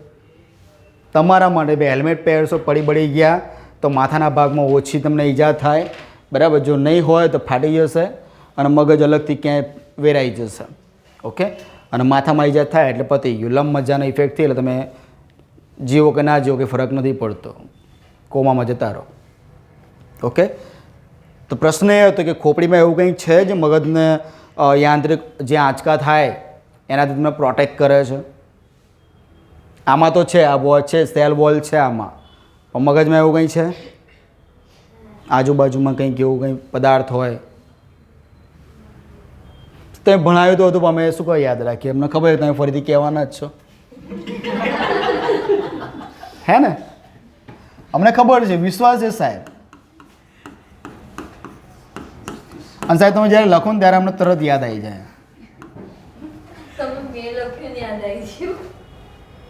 બરાબર છે. મસ્તિષ્ક મેરુજળ એક પોચો પદાર્થ આપણા કહેવાય ને ખોપડીની અંદર મગજની આજુબાજુ ગોઠવાયેલો છે, જે યાંત્રિક આંચકાઓથી આપણને નુકસાન ના થાય એનાથી પ્રોટેક્ટ કરે છે, સુરક્ષિત રાખે છે. મસ્તિષ્ક મેરુજળ. બરાબર છે, યાદ રાખજો. અને અહીંયા કોણ છે ભાઈ? કોષ દિવાલ છે, જે કહેવાય ને કે ભાઈ આકાર આપવાનું કામ કરે છે, તેમજ યાંત્રિક નુકસાન સામે આપણને રક્ષણ પ્રોવાઈડ કરે છે. પ્લસ જે બી કંઈ સારા નરસા જે બી ચેપ થતા હોય એનાથી તમને પ્રોટેક્ટ કરે છે કોષ દિવાલ. પણ આ વસ્તુ શામાં છે? વનસ્પતિ કોષમાં છે. બીજું જોઈએ આપણે, જે કોષ દિવાલ છે ભાઈ સેલ્યુલોઝ, હેમિસેલ્યુલોઝ અને પેક્ટિનની બનેલી હોય છે. બરાબર, કોષ દિવાલ શાની બનેલી? તમને સીધો આવો પ્રશ્ન પૂછાઈ જાય કે કોષ દિવાલ શાની બનેલી છે ભાઈ? તો સેલ્યુલોઝની બનેલી છે, હેમિસેલ્યુલોઝ અને આવશે પેક્ટિન. આ ત્રણેયની બનેલી છે, સેલ્યુલોઝ, હેમિસેલ્યુલોઝ અને પેક્ટિન, આ ત્રણેયનું બનેલું છે કોષ દિવાલ. ઓકે, પ્રાણી કોષમાં કોષ દિવાલ હોતી નથી. પ્રાણી કોષમાં કોષ દિવાલ હોતી નથી કારણ કે પ્રાણીઓ સેલ્યુલોઝનું સરળતાથી પાચન કરી શકતા નથી.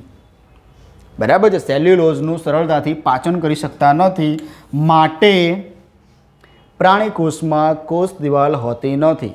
આવો તમને મેન્સમાં પ્રશ્ન પૂછે, પ્રાણી કોષમાં કોષ દિવાલ હોતી નથી કારણ કે બરાબર, જે પ્રાણી કોષ છે, જે પ્રાણીઓ છે એ સેલ્યુલોઝનું પાચન કરી શકતા નથી, માટે કોષ દિવાલ હોતી નથી. કેમ કે સેલ્યુલોઝ છે, હેમિસેલ્યુલોઝ છે, આ બધું ભેગું થઈને કોષ દિવાલની રચના કરે. ડન? ઉપરથી જતું નથી ને ભક્તો, ખબર પડે છે ને? બધું આમ ઘી ઢોળાઈ રહ્યું છે, ઠામમાં જ છે ને? હા, ચલો કોષ દિવાલમાં આગળ જોઈએ કે ભાઈ જ્યારે જીવંત વનસ્પતિ કોષ આશ્રુતિ એટલે કે ભાઈ પાણી દ્વારા વહન, આશ્રુતિ એટલે પાણી દ્વારા વહન. બરાબર, એટલે કે ભાઈ પાણી ગુમાવતા તે સંકોચાય છે અથવા કોષના જે તત્વો છે એ સંકોચાઈને કેશ દિવાલ દૂર થઈ જાય છે. એ સંકોચાઈ જાય એટલે બધા ભેગા થઈ જાય એટલે કોષ દિવાલ કેવી થઈ જાય? દૂર થઈ જાય. કઈ પ્રક્રિયાથી ભાઈ? આશ્રુતિ એટલે કે પાણી દ્વારા વહન. આશ્રુતિ એટલે પાણી દ્વારા વહન, અને એટલે કે શું કે પાણી દ્વારા વહીને બરાબર છે પાણી ગુમાવી દે એટલે જે કોષ છે સંકોચાઈ જાય. અને શું થાય? સંકોચાઈ જાય એટલે જે કોષ દિવાલ છે એ દૂર થઈ જાય છે. અને જે આ ઘટના છે એને શું કહેવામાં આવે છે? રસ સંકોચન. આને શું કહેવામાં આવે છે? રસ સંકોચન. ફરીથી કે જીવંત વનસ્પતિના જે કોષ છે એ આશ્રુતિ એટલે કે ભાઈ પાણીના વહન દ્વારા એ જે પ્રક્રિયા થાય છે એનાથી શું થાય? પાણી છે એ ગુમાવે છે અને જે કોષ છે એ કેવો થઈ જાય? સંકોચાઈ જાય. બરાબર છે, સંકોચાઈ જાય એટલે જે કોષ દિવાલ છે શું થઈ જશે ભાઈ? દૂર થઈ જશે. અને જે આ ઘટના છે એને કહેવામાં આવે છે રસ સંકોચનની ઘટના. એને શું કહેવામાં આવે છે? રસ સંકોચનની ઘટના. આશ્રુતિ એટલે ભાઈ પાણી દ્વારા વહન, પાણીમાં વહી જવું. ચલો, કોષ રસ. તો કોષ રસ પટલની અંદર આવેલા પ્રવાહીને શું કહેવામાં આવે છે ભાઈ? કોષ રસ. આ બધું જે છે ને, આ બધું પિસ્તા કલર દેખાય ને એ છે. ઓકે, ચલો. કોષ રસ વનસ્પતિ અને પ્રાણી કોષ એ બંનેમાં જોવા મળે છે. અહીંયા તમે જોઈ શકો છો કે આ વનસ્પતિ છે અને આ છે પ્રાણી કોષ.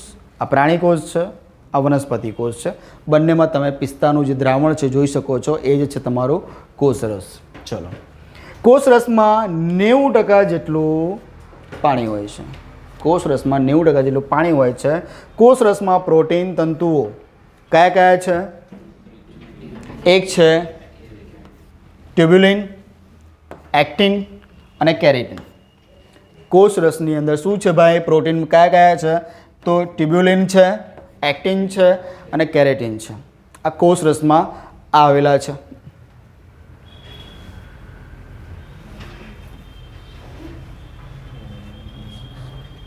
પછી આ તંતુઓ છે એ ભાઈ કોષોનો આકાર જાળવી રાખવામાં મદદરૂપ થાય છે. જે હમણાં તમે જોયા 3 તંતુઓ, બરાબર છે, એ શું કે ભાઈ કોષોનો આકાર જાળવવા માટે મદદરૂપ થાય છે. કોષ રસમાં કોષની તમામ અંગિકાઓ તરે છે. કોષ રસ મેં તમને કીધું ને, કોષ રસમાં તમામ અંગિકાઓ તરતી હોય છે. ઓકે, તેથી કોષ રસ કોષની તમામ અંગિકાઓને સ્થિતિસ્થાપકતા પૂરી પાડે છે. બરાબર છે, તો તમામ અંગિકાઓ છે અને સ્થિતિસ્થાપકતા પૂરી પાડવાનું કામ કોણ કરે છે? કોષ રસ. સરસ. અંતઃકોષ રસ ઝાડ. ચલો, શોધક કોણ છે? પોટર. બરાબર, આની આગળ હેરી લગાવી દઈએ તો હેરી પોટર થઈ જાય, પણ લગાવવું નથી. પણ હેરી પોટર મેં કીધું જ છે. તો મને એક અંદરથી એક અનાયાસ એક પ્રશ્ન છે ને, આમ જ્વાળામુખીની જેમ બહાર આવે કે હેરી પોટર જે નવલકથા છે, ખબર ને, હેરી પોટર કે ડાયરેક્ટ પિક્ચર નથી બની ગઈ. પહેલાં એક નોવેલ લખી અને એના ઉપરથી 8 ભાગ છે એની રચના થઈ. તો એ નોવેલ લખનાર વ્યક્તિ કોણ છે? એ તો તાણે યાદ કરવાનું છે. હા, લેડીઝ છે. ચલો, સરસ, લેડીઝ છે. કેટલા લોકો જોયેલું છે? 8 ભાગ. ચલો, પ્રિઝનર, હાફ બ્લડ પ્રિન્સેસ. ચલો,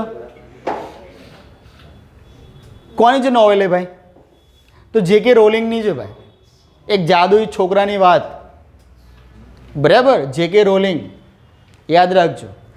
ચલો, આ તો પોટર આવ્યું એટલે હું થોડું સાહિત્યમાં જતો રહ્યો, બાકી આપણે સાયન્સમાં જ રહેવાનું છે. ચલો, પોટર, બરાબર, જેણે શું શોધ્યું ભાઈ? અંતઃકોષ રસ ઝાડ, એની શોધ કરી. ચલો, બધા પ્રાણી કોષ અને વનસ્પતિ કોષમાં જોવા મળે છે ભાઈ. પ્રાણી કોષમાં પણ છે અને વનસ્પતિ કોષમાં પણ આ વસ્તુ આવેલું જ છે. તે કોષ કેન્દ્ર પટલથી કોષ રસ પટલ સુધી ફેલાયેલી હોય છે. તે આંતરિક કોષીય પરિવહન તંત્રનું નિર્માણ કરે છે તથા કોષ કેન્દ્રની કોષ રસમાં આનુવંશિક પદાર્થોને લઈ જવા માટે માર્ગ બનાવે છે. આ એનું કાર્ય છે. બરાબર, આટલું ડીપમાં તમારે નહીં પૂછાય, પણ કોષ રસ ઝાડ છે, બરાબર, એ તમારા પ્રાણી કોષમાં પણ જોવા મળે છે અને વનસ્પતિ કોષમાં પણ છે. એ યાદ રાખવાનું રહે છે. અંતઃકોષ રસ ઝાડ છે ભાઈ, 2 પ્રકારની હોય છે. અંતઃકોષ રસ ઝાડ છે 2 પ્રકારની હોય. એક લીસી એટલે કે ભાઈ કણિકા વિહીન, અને બીજી છે ખરબચડી એટલે કે કણિકામય. 2 હોય છે, લીસી અને ખરબચડી. બરાબર, તો લીસીમાં શું હોય ભાઈ? આ રિબોઝોમ્સ છે ને, એ આવેલા હોતા નથી. હવે આ રિબોઝોમ્સ શું છે? અહીંયા તમે જોઈ શકો છો કે આ કણિકામય કોષ રસ ઝાડ છે, બરાબર, અને આ છે તમારી કણિકા વિહીન.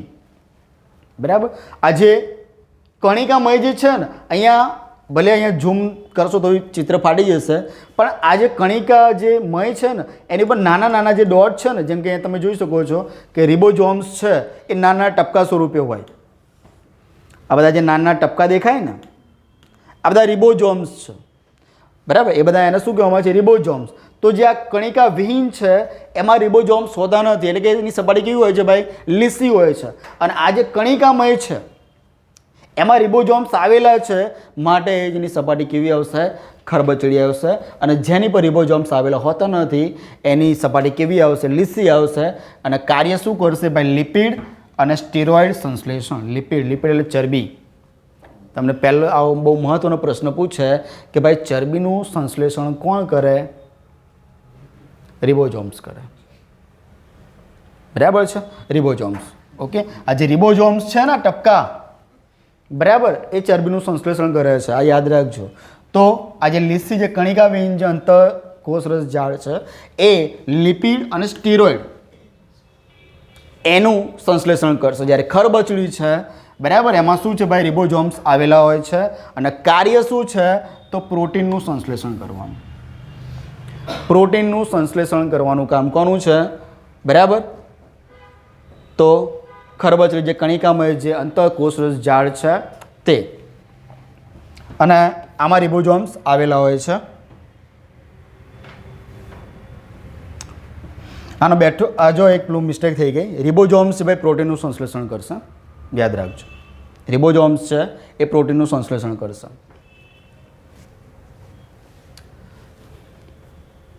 રિબોઝોમ્સ.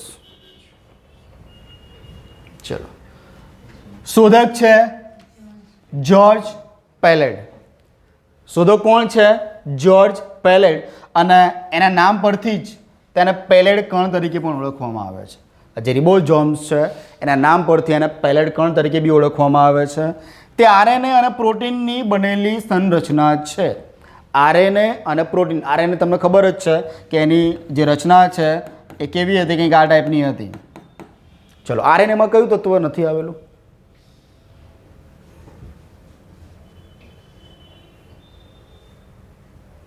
બોલો, હમણાં જ ભણ્યા છે આપણે. એમાં મિથાઇન જેવું તો કંઈ આવતું જ નહોતું. થાઇમિન, બરાબર છે. અને જે યુરાસિલ છે એ ડીએનએમાં નથી. આ નાના નાના પ્રશ્નો છે, યાદ રાખજો. ઓકે, તો ભાઈ આરએનએ અને પ્રોટીનની બનેલી સંરચના છે અને તેનું નિર્માણ મુખ્યત્વે કોષ કેન્દ્રમાં થાય છે. આ કોષ કેન્દ્રમાં જ બધી ભવાઈ થાય છે. બરાબર, એટલે યાદ રાખજો. આજે જોઈ શકો છો કે જે આ રિબોઝોમ્સ છે, નાના ડોટ છે ને, આ બધા ડોટ છે, આ બધા રિબોઝોમ્સ છે. ઓકે, આ રફ એટલે કે એની અંદર જે ટપકાયેલા જે અંતઃકોષરસ જાળ છે એની ઉપર છે રફ એટલે કે ખરબચડી છે. બરાબર, અને જે બહારની તરફ જે આવેલું હોય, બરાબર, એ કેવું છે? લીસી છે. યાદ રાખજો. ચલો, રિબોઝોમ્સ મુક્ત રીતે કોષરસમાં કે અંતઃકોષરસ જાળ પર ચોંટેલા હોય છે. એ તમે જોઈ શકો છો. બરાબર, કોષરસમાં અથવા તો અંતઃ જે કોષરસ જે જાળ છે એની પર ચોંટેલા હોય છે, જે પ્રોટીનનું સંશ્લેષણ કાર્ય કરે છે. પ્રોટીનનું સંશ્લેષણ કાર્ય કોણ કરે છે? તો રિબોઝોમ્સ. અને રિબોઝોમ્સને ભાઈ કોષની પ્રોટીન ફેક્ટરી. બરાબર છે, પ્રોટીનનું સંશ્લેષણ કરે છે માટે રિબોઝોમ્સને પ્રોટીનની ફેક્ટરી તરીકે ઓળખવામાં આવે છે. Most important. બરાબર છે, રિબોઝોમ્સ છે એને કોષની પ્રોટીન ફેક્ટરી તરીકે બી ઓળખવામાં આવે છે. કેમ? રિબોઝોમ્સ શું કહે છે? પ્રોટીનનું સંશ્લેષણ કરે છે. એટલા માટે રિબોઝોમ્સને પ્રોટીનની ફેક્ટરી તરીકે ઓળખવામાં આવે છે. ગોલ્ગી કાંઈ. બરાબર, આમાં એક જ પ્રશ્ન પૂછાય છે અને ગથી ગ યાદ રાખવાનો. બરાબર, ગથી ગ યાદ રાખવાનું. ગોલ્ગી કાયનો પ્રશ્ન એવો પૂછાય કે ભાઈ કોષના ગેટ કીપર તરીકે કોને ઓળખવામાં આવે છે? તો ગોલ્ગી કાયને. બસ આટલો પ્રશ્ન આમાંથી પૂછાય છે. આપણે પીએચડી આમાં કંઈ કરવાની થતી નથી. કોષના ગેટ કીપર એટલે કોણ? ગોલ્ગી કાય. પ્રોટીનનું સંશ્લેષણ કોણ કરે? રિબોઝોમ્સ. બરાબર છે, આટલું યાદ રાખવાનું છે. તો બી એક વાર જોઈ લઈએ કે શોધક કોણ છે? કોમેલો ગોલ્ગી. બરાબર, કોમેલો ગોલ્ગી. પ્રાણી કોષ અને વનસ્પતિ કોષ ભાઈ બંનેમાં હોય છે ગોલ્ગી કાય. વનસ્પતિ કોષમાં અંગિકાઓ ડિક્ટિયોજમ્સ તરીકે પણ ઓળખવામાં આવે છે. ડિક્ટિયોજમ્સ તરીકે પણ ઓળખવામાં આવે છે. પ્લસ તેની રચનામાં એકબીજાને સમાંતર થપ્પીઓમાં ગોઠવાયેલી પુટિકાઓ આવેલી હોય છે અને આવી પુટિકાઓને શું કહેવામાં આવે છે ભાઈ? સિસ્ટર્ની કહે છે. આ તમે જોઈ શકો છો કે આ તમારું આ કોષ છે અને આમાં તમે જોજો આ શું છે? ગોલ્ગી કહે છે. એ આ રીતે થપ્પીઓમાં ગોઠવાયેલું હોય આમ. બરાબર, એક થપ્પીમાં ગોઠવાયેલો એક ભાગ છે, ગોલ્ગી બોડી કહેવાય ઇંગ્લિશમાં એને. અને એમાંથી પ્રશ્ન કેવા પૂછાય કે ભાઈ પ્રાણી કોષ અને વનસ્પતિ કોષ બંનેમાં આવેલું હોય છે. પ્લસ વનસ્પતિ કોષમાં અંગિકાઓ શું કહેવાય છે? ડિક્ટીઓઝમ્સ તરીકે ઓળખવામાં આવે છે. પ્લસ એની જે થપ્પી જેવી રચના છે એના કારણે એને શું કહેવામાં આવે છે? સિસ્ટર્ની તરીકે ઓળખવામાં આવે છે. બરાબર, આટલું એના માટે કામનું છે.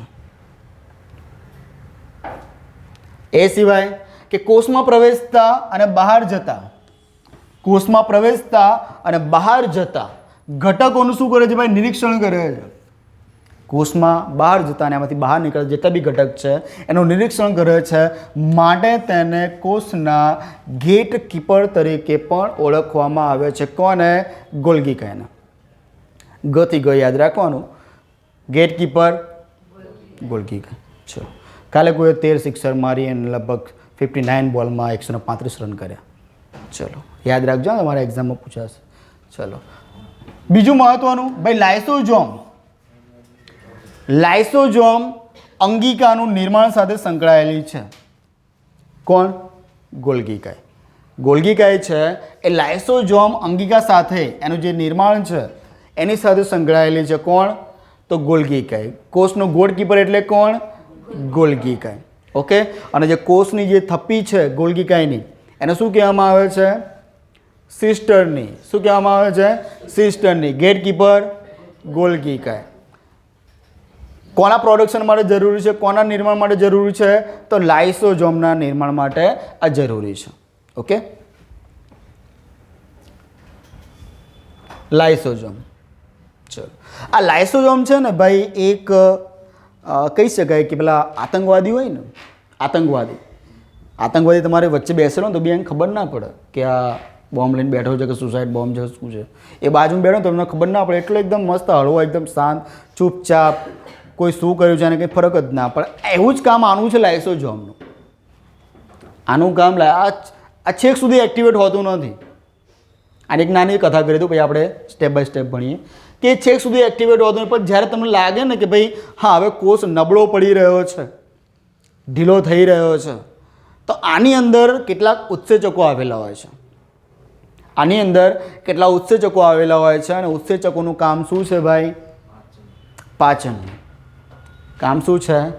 પાચનનું. તમને લાગે ભાઈ આ કોષ ઢીલો થઈ રહ્યો છે, નબળો પડી રહ્યો છે, તો આ લાઇસોઝોમ જે હોય છે ને અંગિકા એ ફાટશે. એ ફાટશે એટલે એમાંથી ઉત્સેચકો બહાર નીકળશે. ઉત્સેચકો બહાર નીકળશે એટલે જે કોષ છે ને એને ગળી જશે. એને ગળી જશે. માટે કોષની આત્મઘાતી કોથળી તરીકે કોને ઓળખવામાં આવે છે? લાઇસોઝોમ. બરાબર. હવે સ્ટેપ બાય સ્ટેપ જોઈએ આપણે કે શોધક છે એના ડી ડુબે. લાઇસોઝોમના શોધક કોણ છે? ડી ડુબે. ઓકે. 1995માં ભાઈએ કંઈક અખતરા કર્યા હતા અને શોધ્યું ભાઈ આવું કંઈક છે. ઓકે. કોષમાં પ્રવેશતા બેક્ટેરિયા કે વાયરસનો નાશ કરી શરીરને ચેપથી બચાવે છે.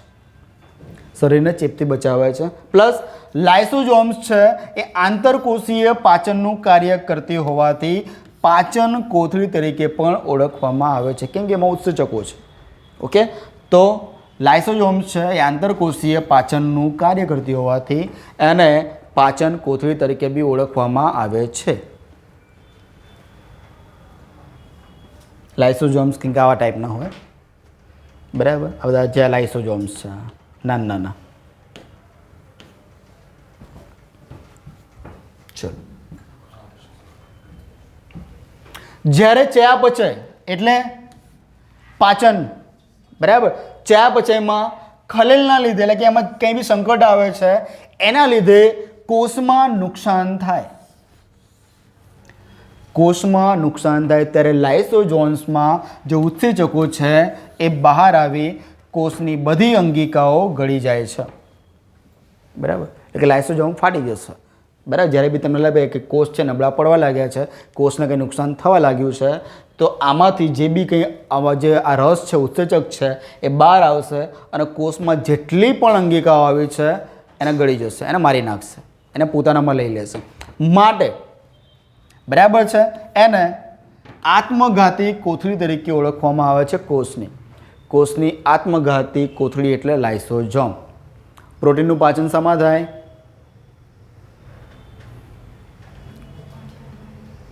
હા, રિબોઝોમ્સમાં પ્રોટીનનું પાચન રિબોઝોમ્સ. લાઇસોઝોમ શું છે ભાઈ? આ શું છે?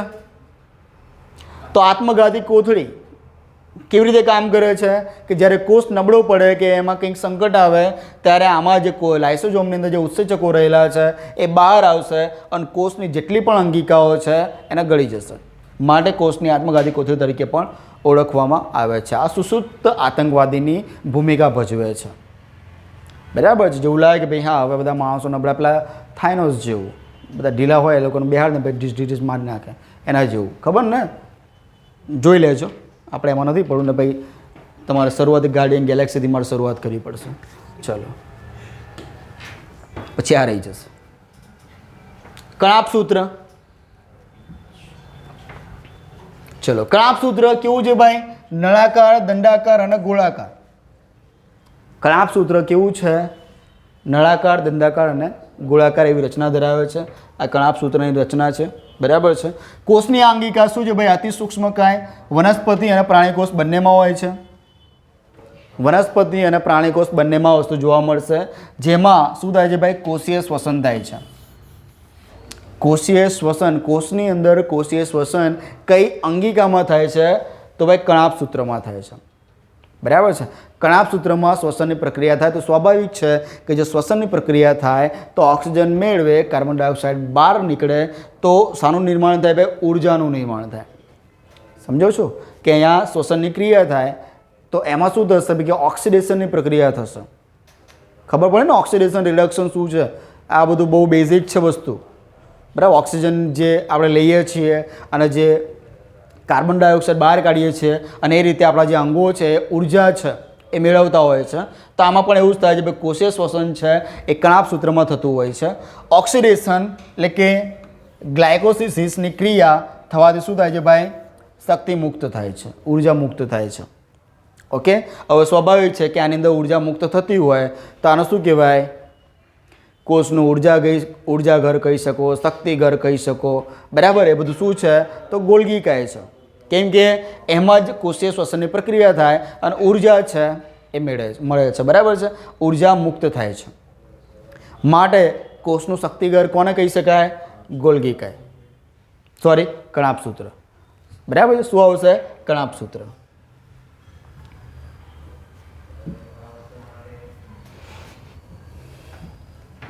બરાબર. અને જે એ ઉર્જા જે મુક્ત થાય છે એને કહેવામાં આવે છે એટીપી. બરાબર. એડેનોસિસ ટ્રાયફોસ્ફેટ બને છે એટીપી.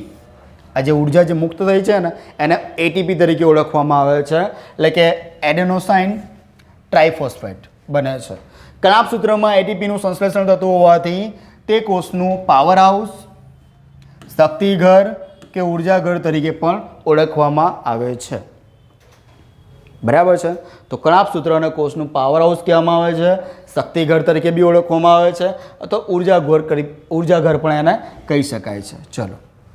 કણાપ સૂત્ર પોતાની જરૂરિયાતના પ્રોટીનનું નિર્માણ કરે છે તેથી તેને અર્ધ સ્વાયત્ત અંગિકા તરીકે પણ ઓળખવામાં આવે છે. કણાપ સૂત્ર છે એ જરૂરિયાત મુજબ પ્રોટીનનું પણ નિર્માણ કરે છે માટે તેને અર્ધ સ્વાયત્ત અંગિકા તરીકે પણ ઓળખવામાં આવે છે. કોને? મારે જગાડવા પડે કે બધા ઊંઘી ગયા એવું લાગ્યું. હા, કણાપ સૂત્રને. ઓકે. તારાકાય. તારાકાય અથવા તો તારા કેન્દ્ર. મેં તમને પેલા વિડીયોમાં બતાવ્યું હતું કે એનું કામ શું છે કે જે બી આપણે જે અંગિકાઓ છે એને ખેંચીને આમ કહેવાય ને કે ત્રાક જેવી રચના, ત્રાક. બરાબર. આમ ત્રાક જેવી રચના કરીને એને બે ભાગમાં ખેંચીને લઈ જવાનું કામ કોણ કરે? તારા કેન્દ્ર કરે, તારાકાય કરે. ઓકે. એ આપણે વિડીયોમાં જોયું હતું. તો આના શોધક કોણ છે? 1883માં વોન બેન્ડન. તારાકાય અથવા તારા કેન્દ્રની શોધ કોણે કરી હતી? તો વોન બેન્ડન. આ અંગિકા બધા જ પ્રાણી કોષમાં જોવા મળે છે. આ અંગિકા બધા જ પ્રાણી કોષમાં જોવા મળે છે. તારા કેન્દ્ર એ પ્રાણી કોષના વિભાજન સમયે રંગસૂત્રોના વિભાજનમાં દ્વિધ્રુવીય ત્રાકનું સંચાલન કરે છે. બરાબર. જે આવું કંઈક હતું ને, આવું કંઈક હતું. આપણા જે ડીએનએ આરએનએ જે જનીન હતા એને બે ભાગમાં બરાબર છે, આમ છૂટા ખેંચીને લઈ જવાનું અને બે ધ્રુવો પર ચોંટાડી દેવાના અને વચ્ચેથી પછી જે ભાગ થાય છે અને એક કોષ નવો જન્મ છે એના પાછળ આ જવાબદાર છે તારાકીય અથવા તારા કેન્દ્ર. આમ તારાકાય કોષો વિભાજન કરી નવા કોષોનું શું કરે છે ભાઈ? સર્જન કરે છે. એટલે કે જે નવા જે કોષ બને છે એની પાછળ જે તારાકાય છે તારા કેન્દ્ર બહુ વિશેષ ભૂમિકા ભજવે છે. ચલો, રંજક કણ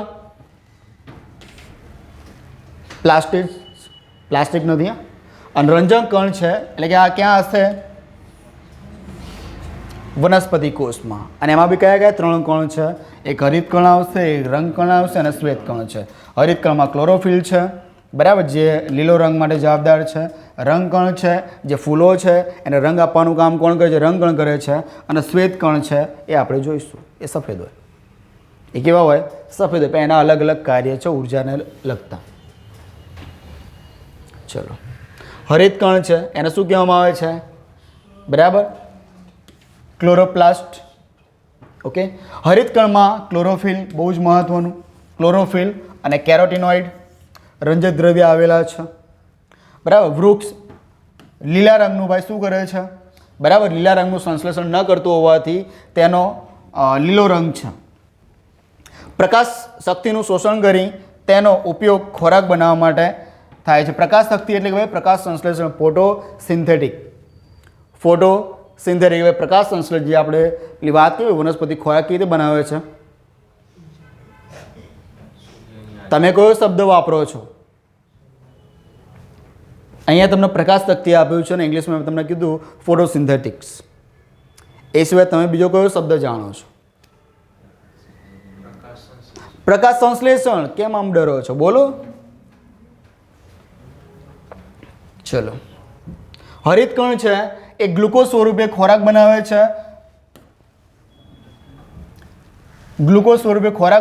છે. અને સ્ટાર્ચ સ્વરૂપે સંગ્રહે છે. બરાબર, આમ જોઈએ ગ્લુકોઝ અને સ્ટાર્ચ બધું સરખું જ છે. ઓકે, આમ જોવા જઈએ તો ગ્લુકોઝ કહો કે સ્ટાર્ચ એટલે શક્તિ થઈ ગઈ.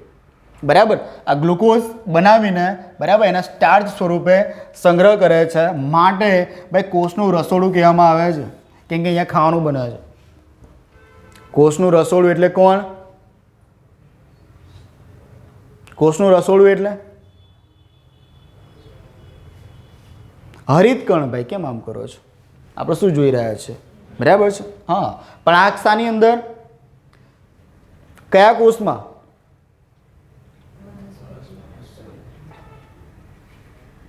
શામાં? ભાઈ પ્રાણી કોષમાં છે હરિત કણ, આપણે લીલા નથી દેખાતા. શામાં છે? વનસ્પતિમાં છે. કેમ આમ તમે આવું કરો છો? ફટાફટ જવાબ આવવો જોઈએ.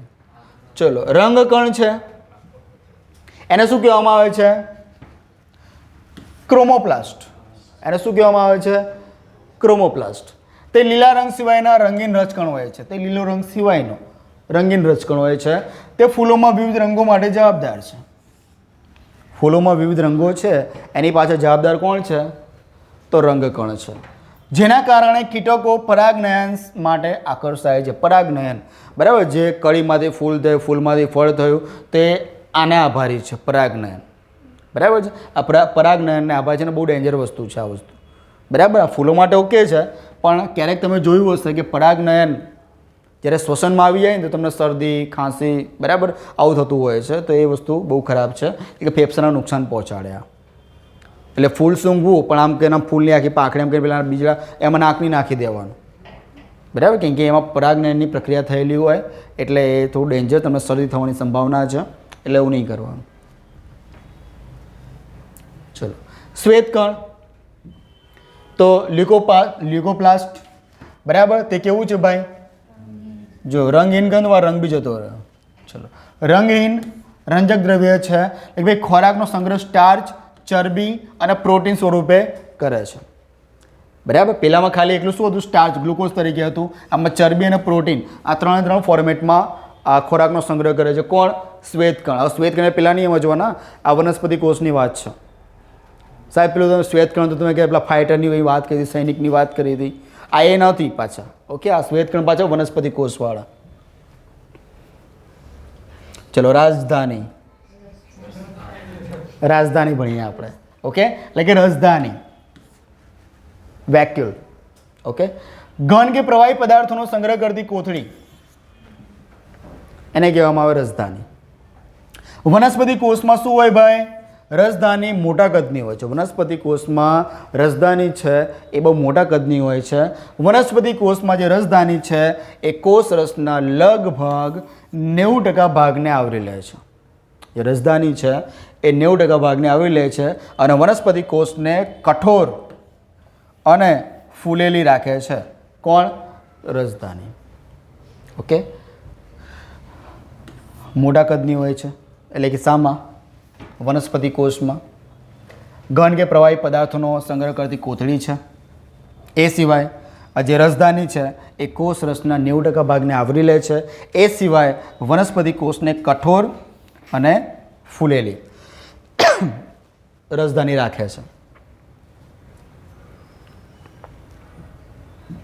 રાજધાનીની ફરતે આવેલા કલા, બરાબર, એને શું કહેવામાં આવે છે? ટોનોપ્લાસ્ટ તરીકે ઓળખવામાં આવે છે. રાજધાની છે એની ફરતે જે બી કંઈ આવેલું છે જે કલા સ્વરૂપે એને કહેવામાં આવે છે ટોનોપ્લાસ્ટ. રાજધાનીઓમાં ભરેલું જે કોષ રસનું જે દ્રાવણ છે એ પાણી જેવું હોય છે, બરાબર, એ લિક્વિડ ફોર્મમાં હોય છે, પાણી જેવું હોય છે. એમાં શર્કરા, એમિનો એસિડ, પ્રોટીન અને ક્ષાર, શર્કરા, એમિનો એસિડ, પ્રોટીન અને ક્ષાર એનાથી ભરપૂર હોય છે. પ્રાણીઓમાં પાચન અને જળ નિયમનનું કાર્ય કરે છે. પ્રાણીઓમાં હોય છે, ઓકે, પણ નાનું હોય છે. એ પ્રાણીઓમાં પાચન અને જળ નિયમનનું કાર્ય કરે છે. કોણ? બરાબર, રાજધાની. પ્રાણીઓના કોષોમાં રાજધાનીઓ નાની અને અંગામી, નાની અને અંગામી, બહુ ઓછા પ્રમાણમાં. તેમાં પાણી, ગ્લાયકોઝન અને પ્રોટીનનો સંગ્રહ થાય છે. એ આપણે હમણાં જોઈ લીધું. ચલો, પ્રજીવમાં આંકુચક રાજધાનીઓ આવેલી હોય છે જે જળ નિયમનનું કાર્ય કરે છે. બહુ ઓછા પ્રમાણમાં હોય છે. અમીબા અને પેરામિસિયમમાં અન્નધાની આવેલી હોય છે. બરાબર, જો રાજધાની સાથે આ બી યાદ રાખવાનું. અમીબા અને પેરામિસિયમ છે એની અંદર શું છે ભાઈ? અન્નધાની આવેલી છે જેમાં ખોરાકનું પાચન થાય છે. અમીબા અને પેરામિસિયમમાં શું છે ભાઈ? અન્નધાની છે, રાજધાની નથી. એમાં શું છે? અન્નધાની છે જેમાં એ ખોરાકનું પાચન થતું હોય છે. ચલો, આવું એક મસ્ત જોડકું પૂછાઈ જાય, મજા આવી જાય. ઓકે ભાઈ, જેટલી બી અંગિકાઓ છે ભાઈ, લાઇસોઝોમ છે તો એને શું કહેવામાં આવે છે ભાઈ? આત્મઘાતી કોથળી. કેમ આત્મઘાતી કોથળી? બરાબર, કેમ કે લાઇસોઝોમ શું છે? એ ઉત્સેચકોથી ભરેલી છે. બરાબર, એ શરૂમાં એક્ટિવેટ હોતી નથી. એ ચૂપચાપ એનું તરવાનું કામ કરતી હોય છે. પણ જેવું લાગે ભાઈ કોષ નબળા પડ્યા છે કે ફૂટ તો ફૂટી જશે અને એમાંથી જે બી કે ઉત્સેચકો છે બહાર આવશે અને જેટલી બી કોષની અંગિકાઓ છે એને ખાઈ જશે. માટે એને આત્મઘાતી કોથળી કહેવામાં આવે છે. કણાભસૂત્ર તો કોષનું શક્તિઘર, ઓક્સિડેશન યાદ કરજો. બરાબર, કણાભસૂત્ર એને કોષનું શક્તિઘર કહેવામાં આવે છે. રિબોઝોમ્સ પ્રોટીનની ફેક્ટરી તરીકે ઓળખવામાં આવે છે કેમ કે પ્રોટીનનું સંશ્લેષણ ક્યાં થાય? રિબોઝોમ્સમાં થાય. ગોલ્ગી ગાય કોષના ગેટકીપર, ગોલ્ગી ગાય કોષના ગેટકીપર. અને જે નાની નાની થપ્પીઓથી આખું જે એક રચના બની છે એને શું કહેવામાં આવે છે? સિસ્ટર્ની તરીકે ઓળખવામાં આવે છે. તો ગોલ્ગી ગાય કોષના ગેટકીપર, સિસ્ટર્ની, આ બધા શબ્દો શાની જોડે સંકળાયેલા છે? તો ગોલ્ગી ગાય જોડે. ઓકે, ચલો એક નાનો તફાવત જોઈ લઈએ પછી આપણે કહેવાય કે પૂર્ણાહુતિ તરફ આગળ વધી રહ્યા છીએ. અને તમારા જે ચહેરા પર જે મુસ્કાન જોઈ રહ્યો છું એ અમૂલ્ય, બરાબર, આમ કહેવાય ને કે અમૂલ્ય કહી દીધું પતી ગયું. શબ્દો ઘણા સૂજે છે, પતા નથી સાહેબ, એમાં તમે ક્યાં ટાઈમ એ કરો. પ્રાણીકોષ, ભાઈ પ્રાણીકોષ ફક્ત કોષરસ પટલથી આવૃત હોય છે. ઓકે, તેમાં નિર્જીવ કોષ દિવાલનો અભાવ હોય છે. પ્રાણીકોષમાં કોષ દિવાલ હોતી નથી, આપણે જોયું હતું. ઓકે, જ્યારે વનસ્પતિ કોષની ફરતે શું હોય ભાઈ? કોષરસ પટલ ઉપરાંત બહારની બાજુએ નિર્જીવ અને સેલ્યુલોઝની શું હોય? કોષ દિવાલ હોય. પહેલામાં આછી પાતળી હોય, ઠીક, સમજ્યા એવું. આમાં સખત હોય. પ્રાણી કોષમાં કોષ દિવાલ ન હોવાના કારણે અનિયમિત આકાર ધરાવે છે. એમાં કોષ દિવાલ હોતું નથી એટલે અનિયમિત આકાર ધરાવે છે. જ્યારે વનસ્પતિ કોષમાં કોષ દિવાલ હોવાથી તે નિશ્ચિત આકાર ધરાવે છે. પ્રાણી કોષમાં ભાઈ રસધાનીનો અભાવ હોય છે. પ્રાણી કોષમાં રસધાનીનો અભાવ હોય છે. જો હોય તો અત્યંત નાની હોય છે. જ્યારે વનસ્પતિ કોષના જે મધ્ય ભાગમાં મોટી રસધાની હોય છે અને એના આપણે કાર્ય જોઈ લીધા. પ્રાણી કોષમાં હરિકણ હોતા નથી, બરાબર છે. એટલા માટે જ આપણે તમે જોયું હશે કે જ્યારે આપણે ઘરે બી કોઈ બોલે ને કે મારો લાલ આવ્યો, ક્યારે બી મારો લીલો આવ્યો નથી, કે લીલો છે જ નહીં, એ લાલ છે. ઓકે, તો પ્રાણી કોષમાં શું હોય ભાઈ? હરિતકણ હોતા નથી. જ્યારે વનસ્પતિ કોષમાં ભાઈ હરિતકણ હોય છે. ચલો, તારાકાય હોય છે અને વનસ્પતિ કોષમાં તારાકાયનો અભાવ હોય છે. ઓકે ઓકે, તો ધન્યવાદ. જય હિન્દ, જય ભારત, જય જય ગરવી ગુજરાત સાથે અહીંયા આપણે બાયોલોજી સંપૂર્ણપણે સમાપ્ત કરી રહ્યા છીએ.